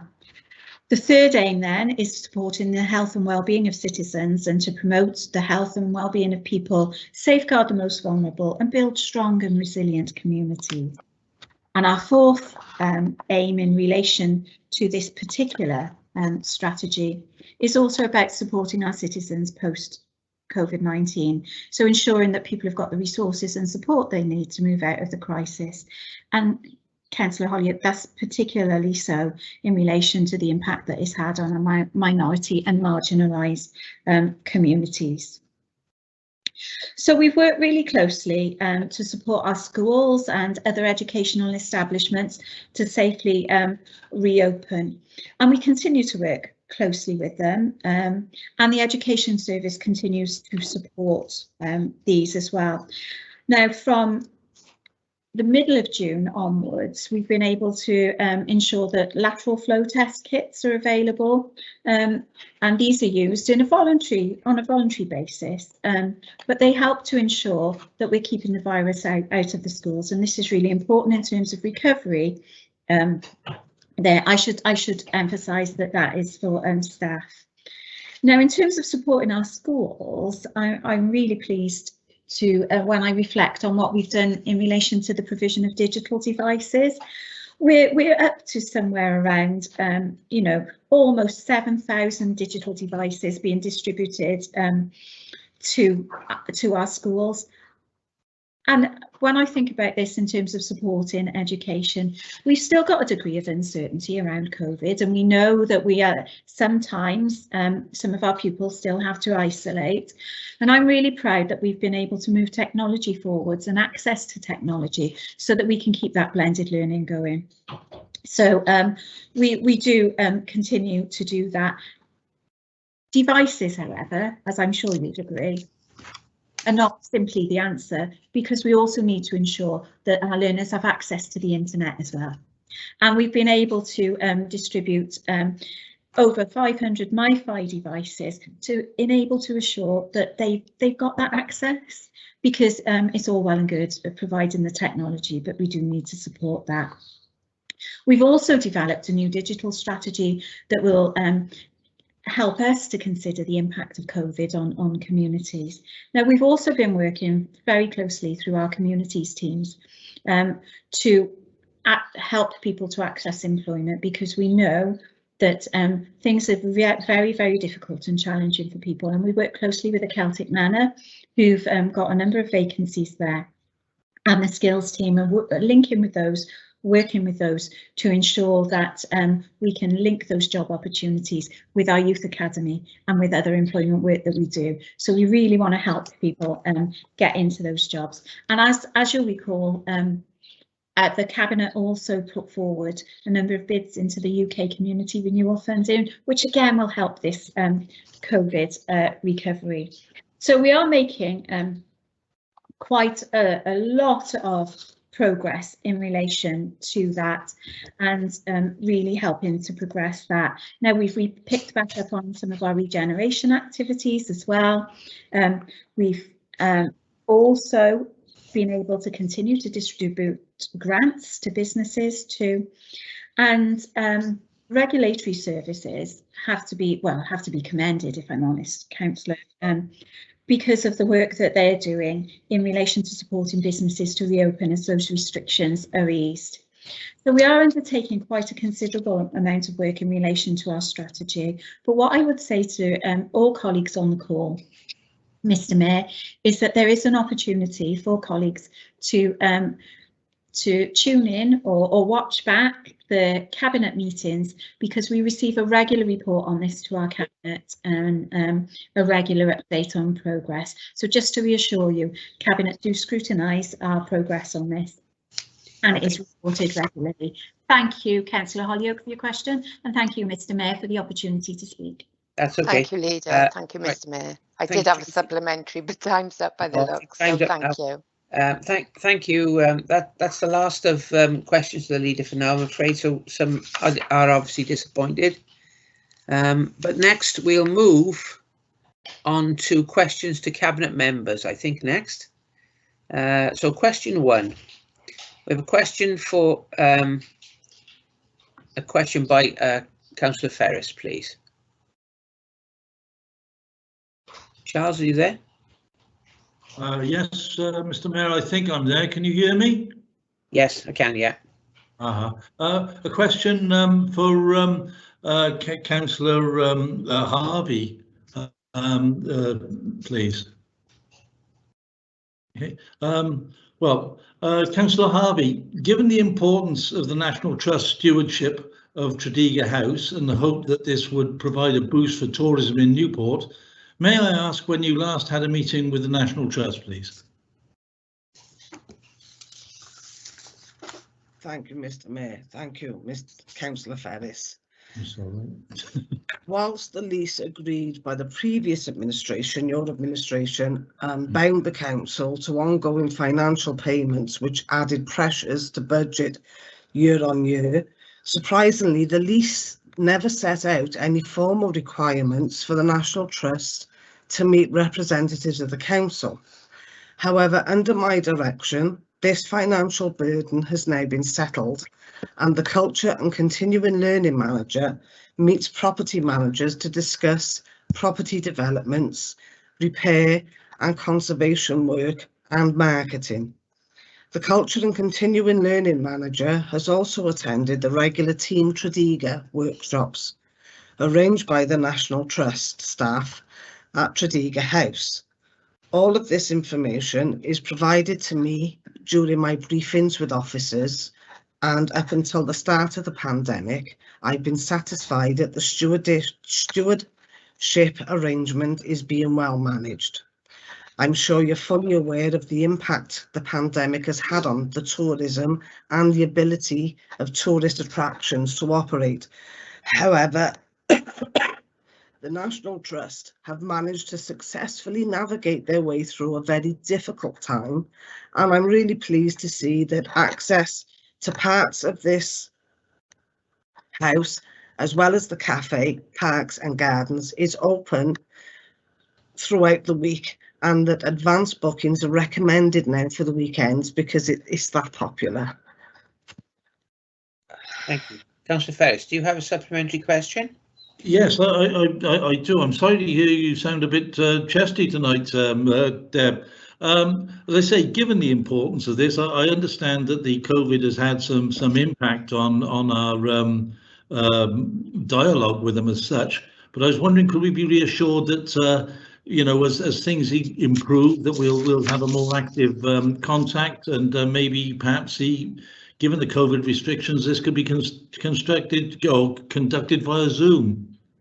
Yeah, well, as I said, Councillor Ferris. Gosh, Deb. Excuse me, I am sorry. The Culture and Continuing Learning Manager is still having ongoing meetings with him, and he feeds everything back to me then via my briefings. Okay, thank you very much. Thank you, Charles. Thank you. Debbie, do you want a rest from this for the moment? Because I think Councillor Evans. No, you okay? Oh, I'm okay. Yeah. Right, if you need to stop at any time, please let us know. Thank you, Mr. Mayor. Question 2 now is a question from Councillor Matthew Evans to the Cabinet Member, please. Thank you, Mr. Mayor. And if you don't require a glass of water, my question is as follows. Since August 2017, you only appear to have taken 4 formal decisions according to the Council's website.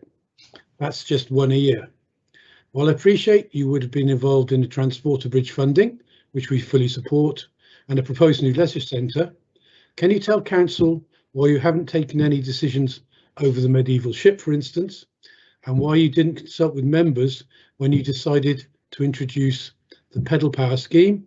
Can you also give Council an update on this scheme? Thank you, Mr. Mayor. Thank you, Mr. Mayor. Thank you, Councillor Evans. The medieval ship project has yet to complete the freeze drying process.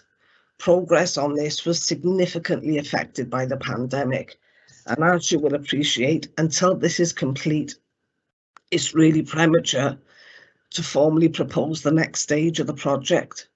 You are right to point out that the Transporter Bridge has been the focus of my efforts, and I have been directly involved with negotiations and meetings which supported and championed the project. The Cabinet report in February detailed the work and commitment which had gone into this project to obtain over 8 million from HLF and 1.5 million from Welsh Government. As for my decisions, you've made a mistake on that one. I'm sorry, Mr. Evans. Sorry, Councillor Evans.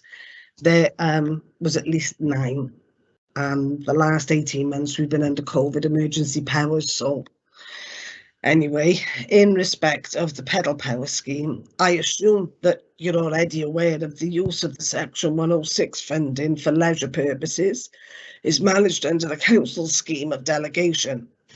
The benefits of the project are clear and enable people with varying degrees of mobility, family members and carers to participate in a leisure activity together.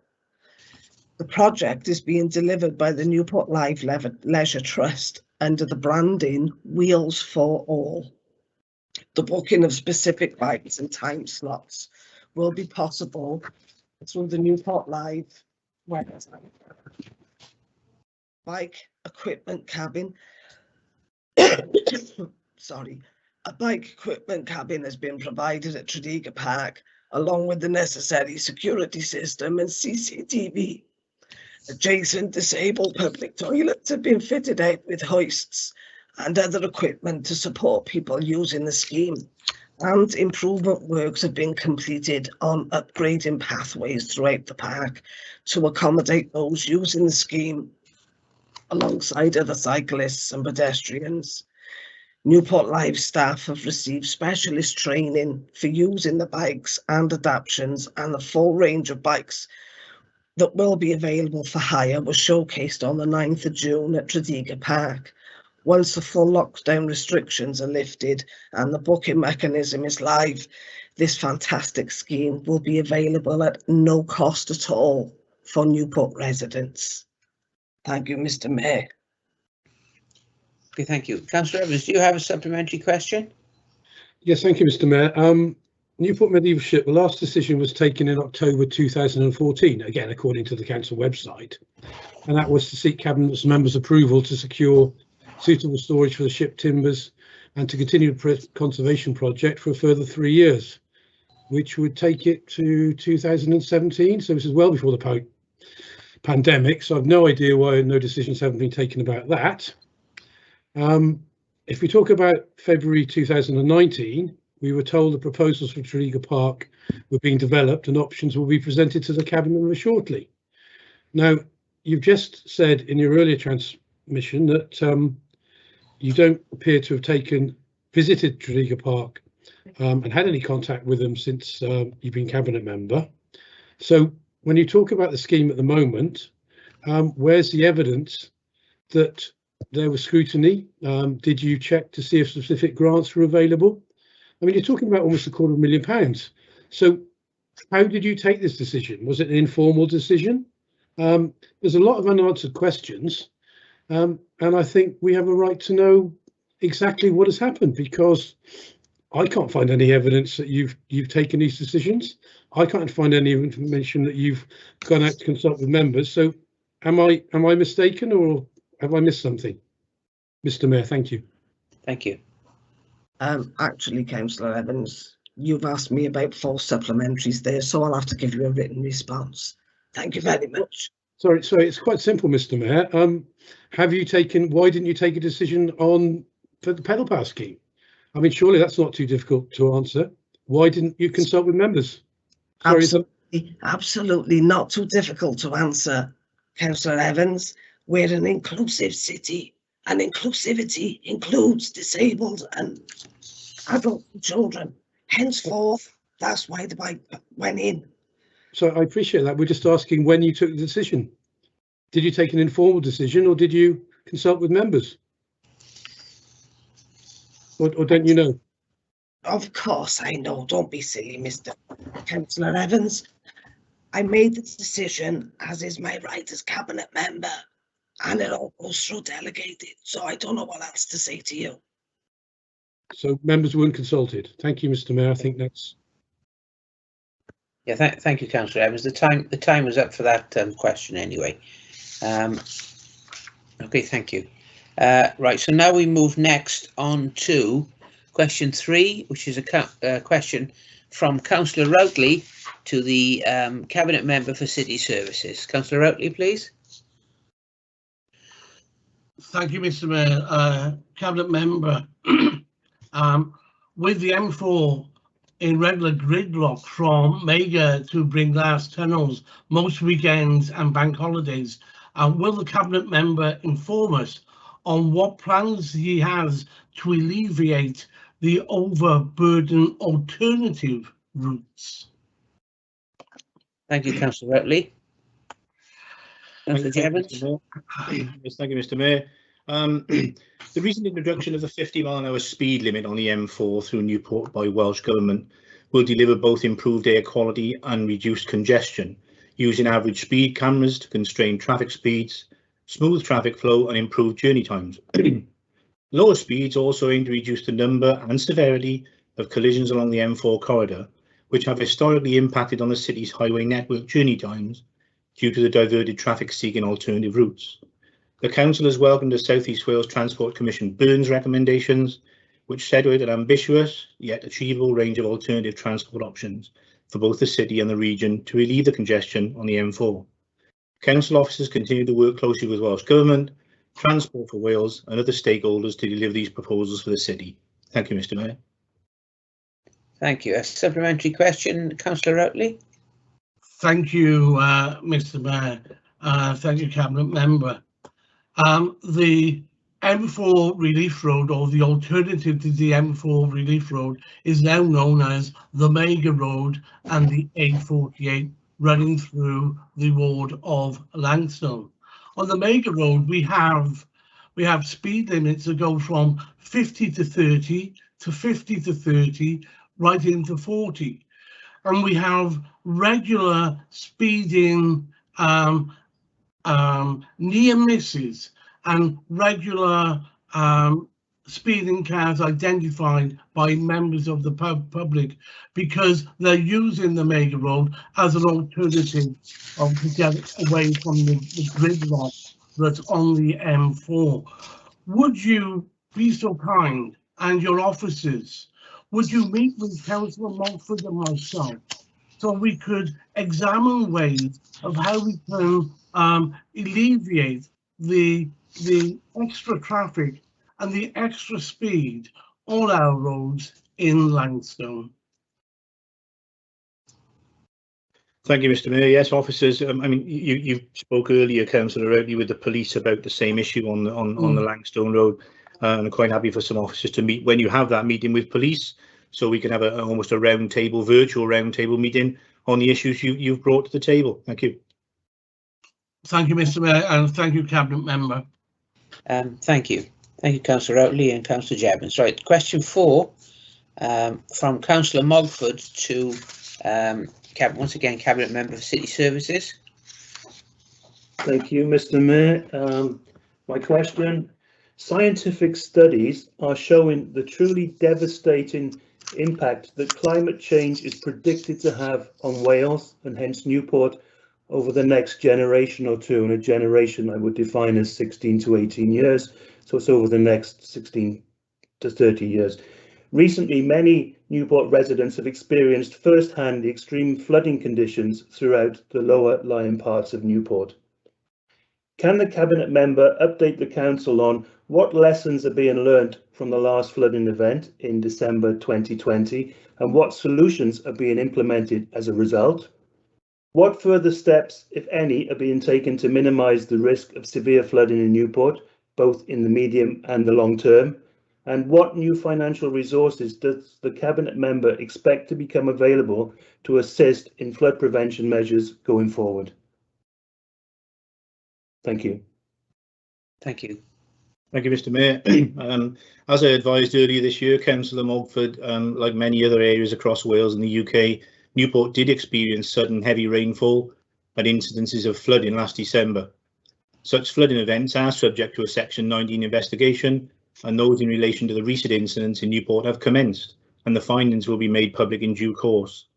Such investigations involve all relevant bodies, including National Resources Wales, the Council and Welsh Water, and until this work is complete, I am unable to comment any further. Thank you.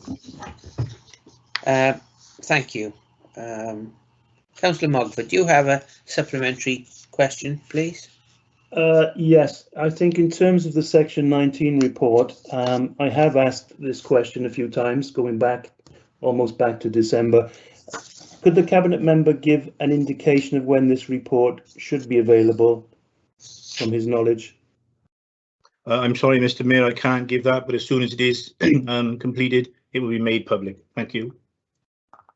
Thank you, Councillor Jevons. So I think we're on question 5 now, are we? Is that right? No, next. That's correct, Mr. Mayor. Thank you. Councillor Routley, your question to the Cabinet Member for Licensing and Regulation, please. Thank you, Mr. Mayor. Can the Cabinet Member please inform Council as to what plans are in place regarding monitoring air quality for the communities living adjacent to the M4 corridor? Thank you, Mr. Mayor. Thank the Cabinet Member for his question. Mr. Mayor, as you are aware, Newport City Council has declared 11 air quality management areas, 5 of which are directly associated with air pollution from the M4 motorway. These are spread along the stretch of the M4 within Newport's boundary, with 2 to the east of the River Usk and 3 to the west. All of the AQMAs were declared years ago because nitrogen dioxide emission levels exceeded the air quality objectives set by Welsh Government. The Council has a statutory duty to prepare and implement an air quality action plan to address these air quality issues. The Air Quality Action Plan is currently being refreshed and updated to complement the Council's Sustainable Travel Plan as air quality. Climate change and carbon reduction are all part of the same agenda. In the meantime, Environmental Health Officers will continue to closely monitor air quality emissions within the air quality management areas and at all locations along the M4 corridor where problems have been identified. We have 77 monitoring tubes located across all of the AQMAs, which are continually monitoring levels of emissions. In addition, we have secured additional grant funding for the purchase of 3 sensors, which will provide real-time data as well as levels of particulates, which are more pervasive than CO2 and NO2 emissions. The monitoring data for the last 12 months has been significantly affected by the COVID-19 travel restrictions and a substantial reduction in the number of car journeys on the M4, with many people working from home. So the last reliable data dates back to 2019, but even then the monitoring data was very encouraging, demonstrating a downward trend in the levels of exceedances compared with previous years. This shows that we're making progress in reducing emissions and improving air quality. At December 2019, the direction of travel with regard to air quality at all AQMAs adjacent to the M4 junctions were positive. Currently, the St Julian's AQMA, which abuts the M4, has been identified by Welsh Government for revocation, as it has not breached the air quality objective for a number of years. Revocation of this AQMA will take place later on this year. The remaining AQMAs, which are adjacent to motorway junctions, also exhibit a gradual reduction in emission levels and are moving towards compliance. However, it's not possible to give any exact timescale for compliance at the present time, as most of the mitigation measures in relation to the M4 are matters for Welsh Government. The decision by Welsh Government to limit road speeds to 50 miles an hour on the M4 through Newport has undoubtedly contributed to some of the reduction in emission levels. Ongoing adoption of electric vehicles and active travel will continue the trend towards compliance and further AQMAs. The process of air quality improvement is a continuous one, and the Council's aim is not just to comply with minimum air quality objectives, but to improve air quality to a higher level. Thank you, Mr. Mayor. Thank you, Councillor Truman. Councillor Rowley, do you have any supplementaries to that, please? Yes, Mr. Mayor, thank you. Yeah. Well, that's a very nice, long-winded answer, but let me try and condense that answer down a bit. In the current edition of Newport Matters, your administration talks about enhancing the environment, duty of care and climate change itself. Further, in the Newport Matters and indeed this evening, you celebrated Clean Air Day, where you recognise in the UK that 36,000 deaths are due to air pollution, a very serious amount of deaths. We have a climate emergency declared here in Wales. It's been declared for some time, Councillor, and we're still working through a little bit of a strategy going forward. And that air emergency and that climate emergency covers Newport as well. I have the last current available stats.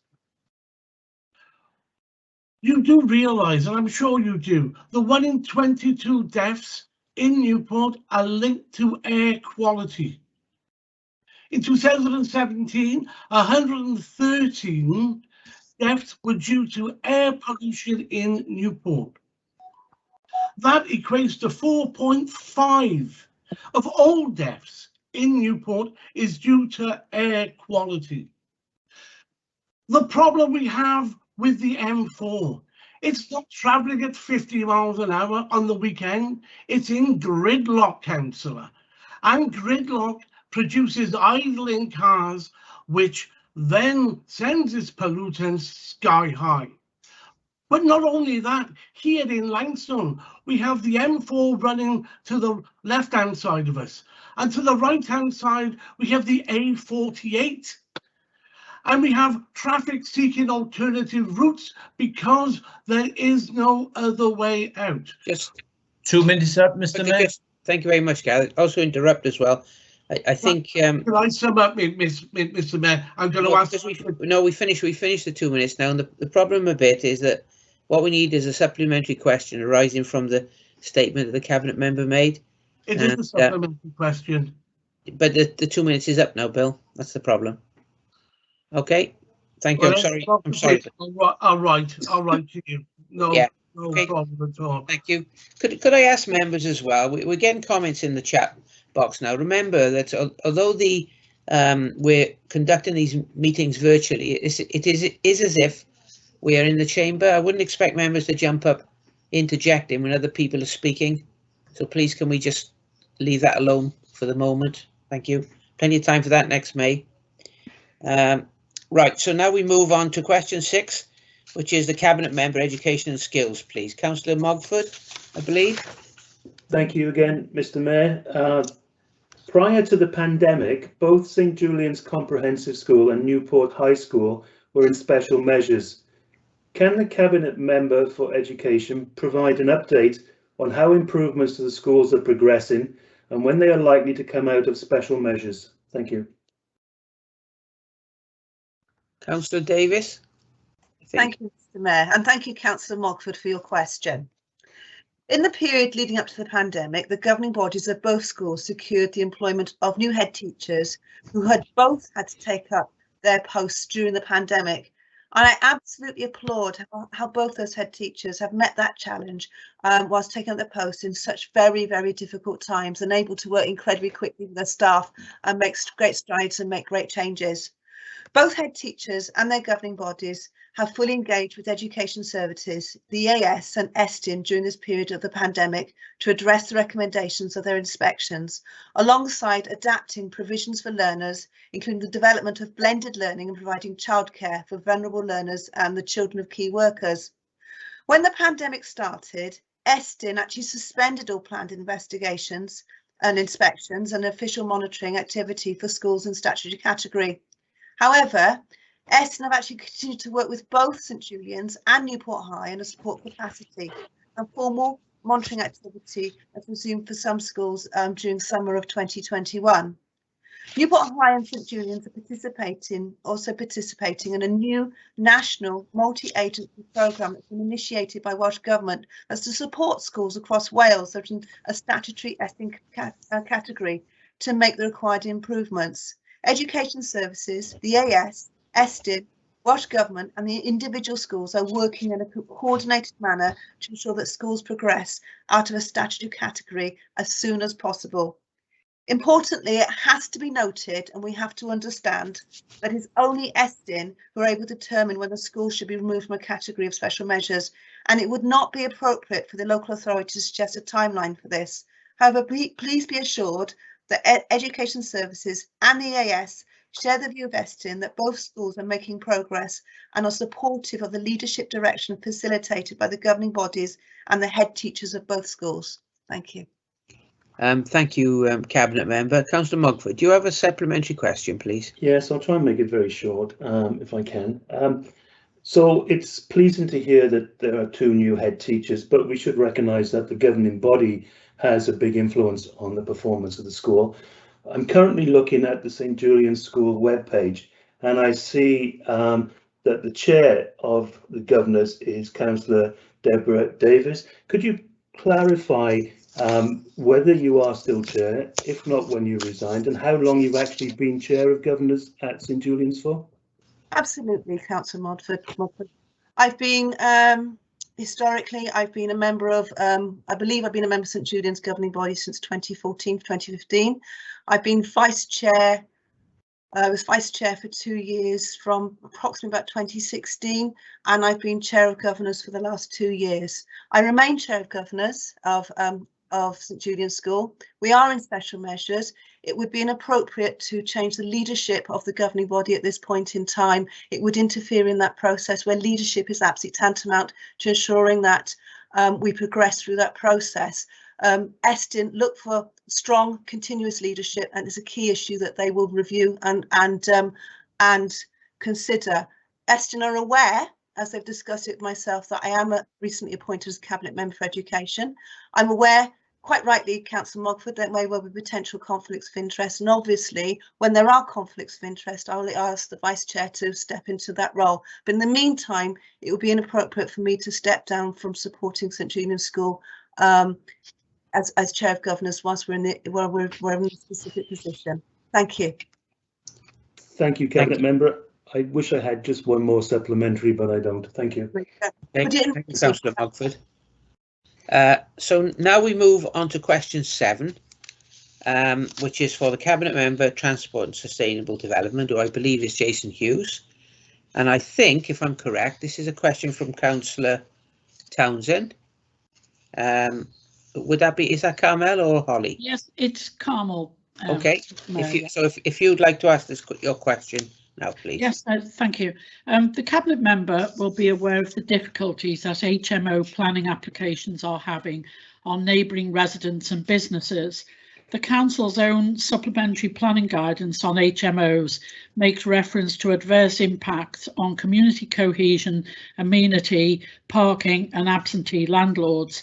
Given the difficulties the Council appears to be now having with planning inspectors on HMO appeals, will the Cabinet Member instigate a review of the SPG, which was last updated in 2017, with a view of strengthening the local rights of residents and businesses? Thank you. Thank you, Councillor Townsend. Thank you, Mayor. It's acknowledged that planning applications for HMOs can often be contentious, and indeed poorly managed and highly contentious concentrations of HMOs can potentially lead to issues affecting local residents and often the tenants themselves. However, we must also remember that well-managed HMOs can integrate well into the local community and will often provide housing opportunities for a variety of people, including young professionals. Therefore, care must be taken not to tarnish all HMOs with the same brush. In fact, I met the majority of my friends and my wife actually while we were both living in a HMO in Newport. So the Planning Inspectorate, following national policy and guidance, most HMOs recently refused in Newport have been refused due to lack of car parking. The national direction of travel is very much towards sustainable transport, walking, cycling and public transport. The private car is at the bottom of the transport hierarchy. Therefore, refusals based on the lack of car parking need to be thoroughly robust, and it must be demonstrated why the developments are not in accessible and sustainable locations. If they do not, planning inspectorates are allowing appeals. The Chief Planning Inspector has recently held a feedback session with the Planning Committee on this very topic. I'm familiar with members' concerns and the issue HMOs can cause, However, I believe new or updated supplementary planning guidance, SPGs, is not the solution. An SPG is guidance only. It provides additional guidance on the main policy or policies within the local development plan, LDP. In relation to the current HMO SPG policy, H8 of the LDP only permits HMOs if the scale and intensity does not harm the character of the building and locality, as well as cause an unacceptable reduction in the immunity of neighbouring occupiers or results in on-street parking problems. The proposal does not create an over-concentration of HMOs in one area. An adequate noise insulation is provided and adequate amenity for future occupiers. So Councillor Townsend will be aware that the Council has recently approved the review of LDP. It would be much more effective for us to review policy H8 rather than produce more guidance. Any new HMO policy will need to be examined by an inspector appointed by the Welsh Government, and the evidence supporting any new policy will therefore need to be very robust. We will engage with partners such as Gwent Police and review complaints made by other council services to gather such evidence, and consultations with residents, members and stakeholders is at the heart of the LDP review process. And I would really welcome Councillor Townsend's engagement in the review of the HMO policy. Thank you, Mayor. Thank you very much. Do you have a supplementary to that, Carmel? No, I don't. Thank you, David. Okay, thank you. Mayor. Okay, that's fine. Right, so we'll move now on to, if that's okay, now on to item 11. Just before we move on, could I just remind members that when we're going through this, that they do try to check their timings on what they're saying, because I don't like to cut off debate. Best if people can get what they need to say out in the time that they're allocated. Thank you. So now we move on to item 11, which is the Democratic Services Committee, and the item 12, sitting these together, of the Governance and Audit Committee. So if I'll read it out. The minutes of the Democratic Services Committee held on the 29th of April and the minutes of the Governance and Ordinance Committee meeting held on the 27th of May 2021 are before us for noting. But there are recommendations from both committees for Council to agree the necessary changes to the Constitution as a consequence of the amendments to the name, terms of reference and membership of the Governance and Audit Committee. So I am happy to move this recommendations as the Mayor, and could I invite someone to formally second them, please? Happy to second, Mr. Mayor. Okay, who was that then? The leader, Mr. Mayor. Oh, sorry, your face didn't pop up on the screen, your leader. So thank you. Could I also now ask for the voting app, please, to come up before us?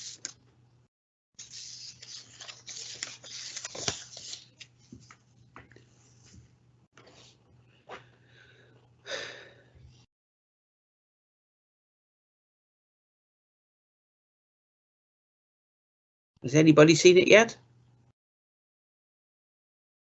No voting box yet, Mr. Mayor. No, didn't box, that's right. Well done. Heavily incidental Welsh there, thank you. Right, so members will now be invited to vote and submit, please. Okay, so I think we've got 100% support for that, so that is carried. So I think we're nearly at the end of it. Just a couple of things I'd like to add at the end of this. I'd like to thank Anne and Neil for keeping the show on the road, Gareth as well. Anybody else who's behind the scenes that I'm not aware of, thank you for working our way through all the technical difficulties that we encountered at the start of the meeting. And I'd also like to say now that as the Mayor, as the situation in our country returns to whatever the new normal is, the Mayor and the Mayor and the Mayoress would love to visit any functions that you've got on in your own ward. So please apply to the Mayor's office. We'd love to come and see you all, and I hope that you will take up this offer. You know, and we can get more done. It's gone quite well so far, really. It's building up quite nicely, but I don't want people to feel left out and wish they'd invited me to something and run out of time. Okay. So if there's nothing else that anybody wishes to say, I'd now like to close the meeting and thank you all for your attendance, and we'll see you again very, very soon. Thank you. Bye. Thank you, Mr. Mayor. Thank you. Bye. Thank you, Mr. Mayor.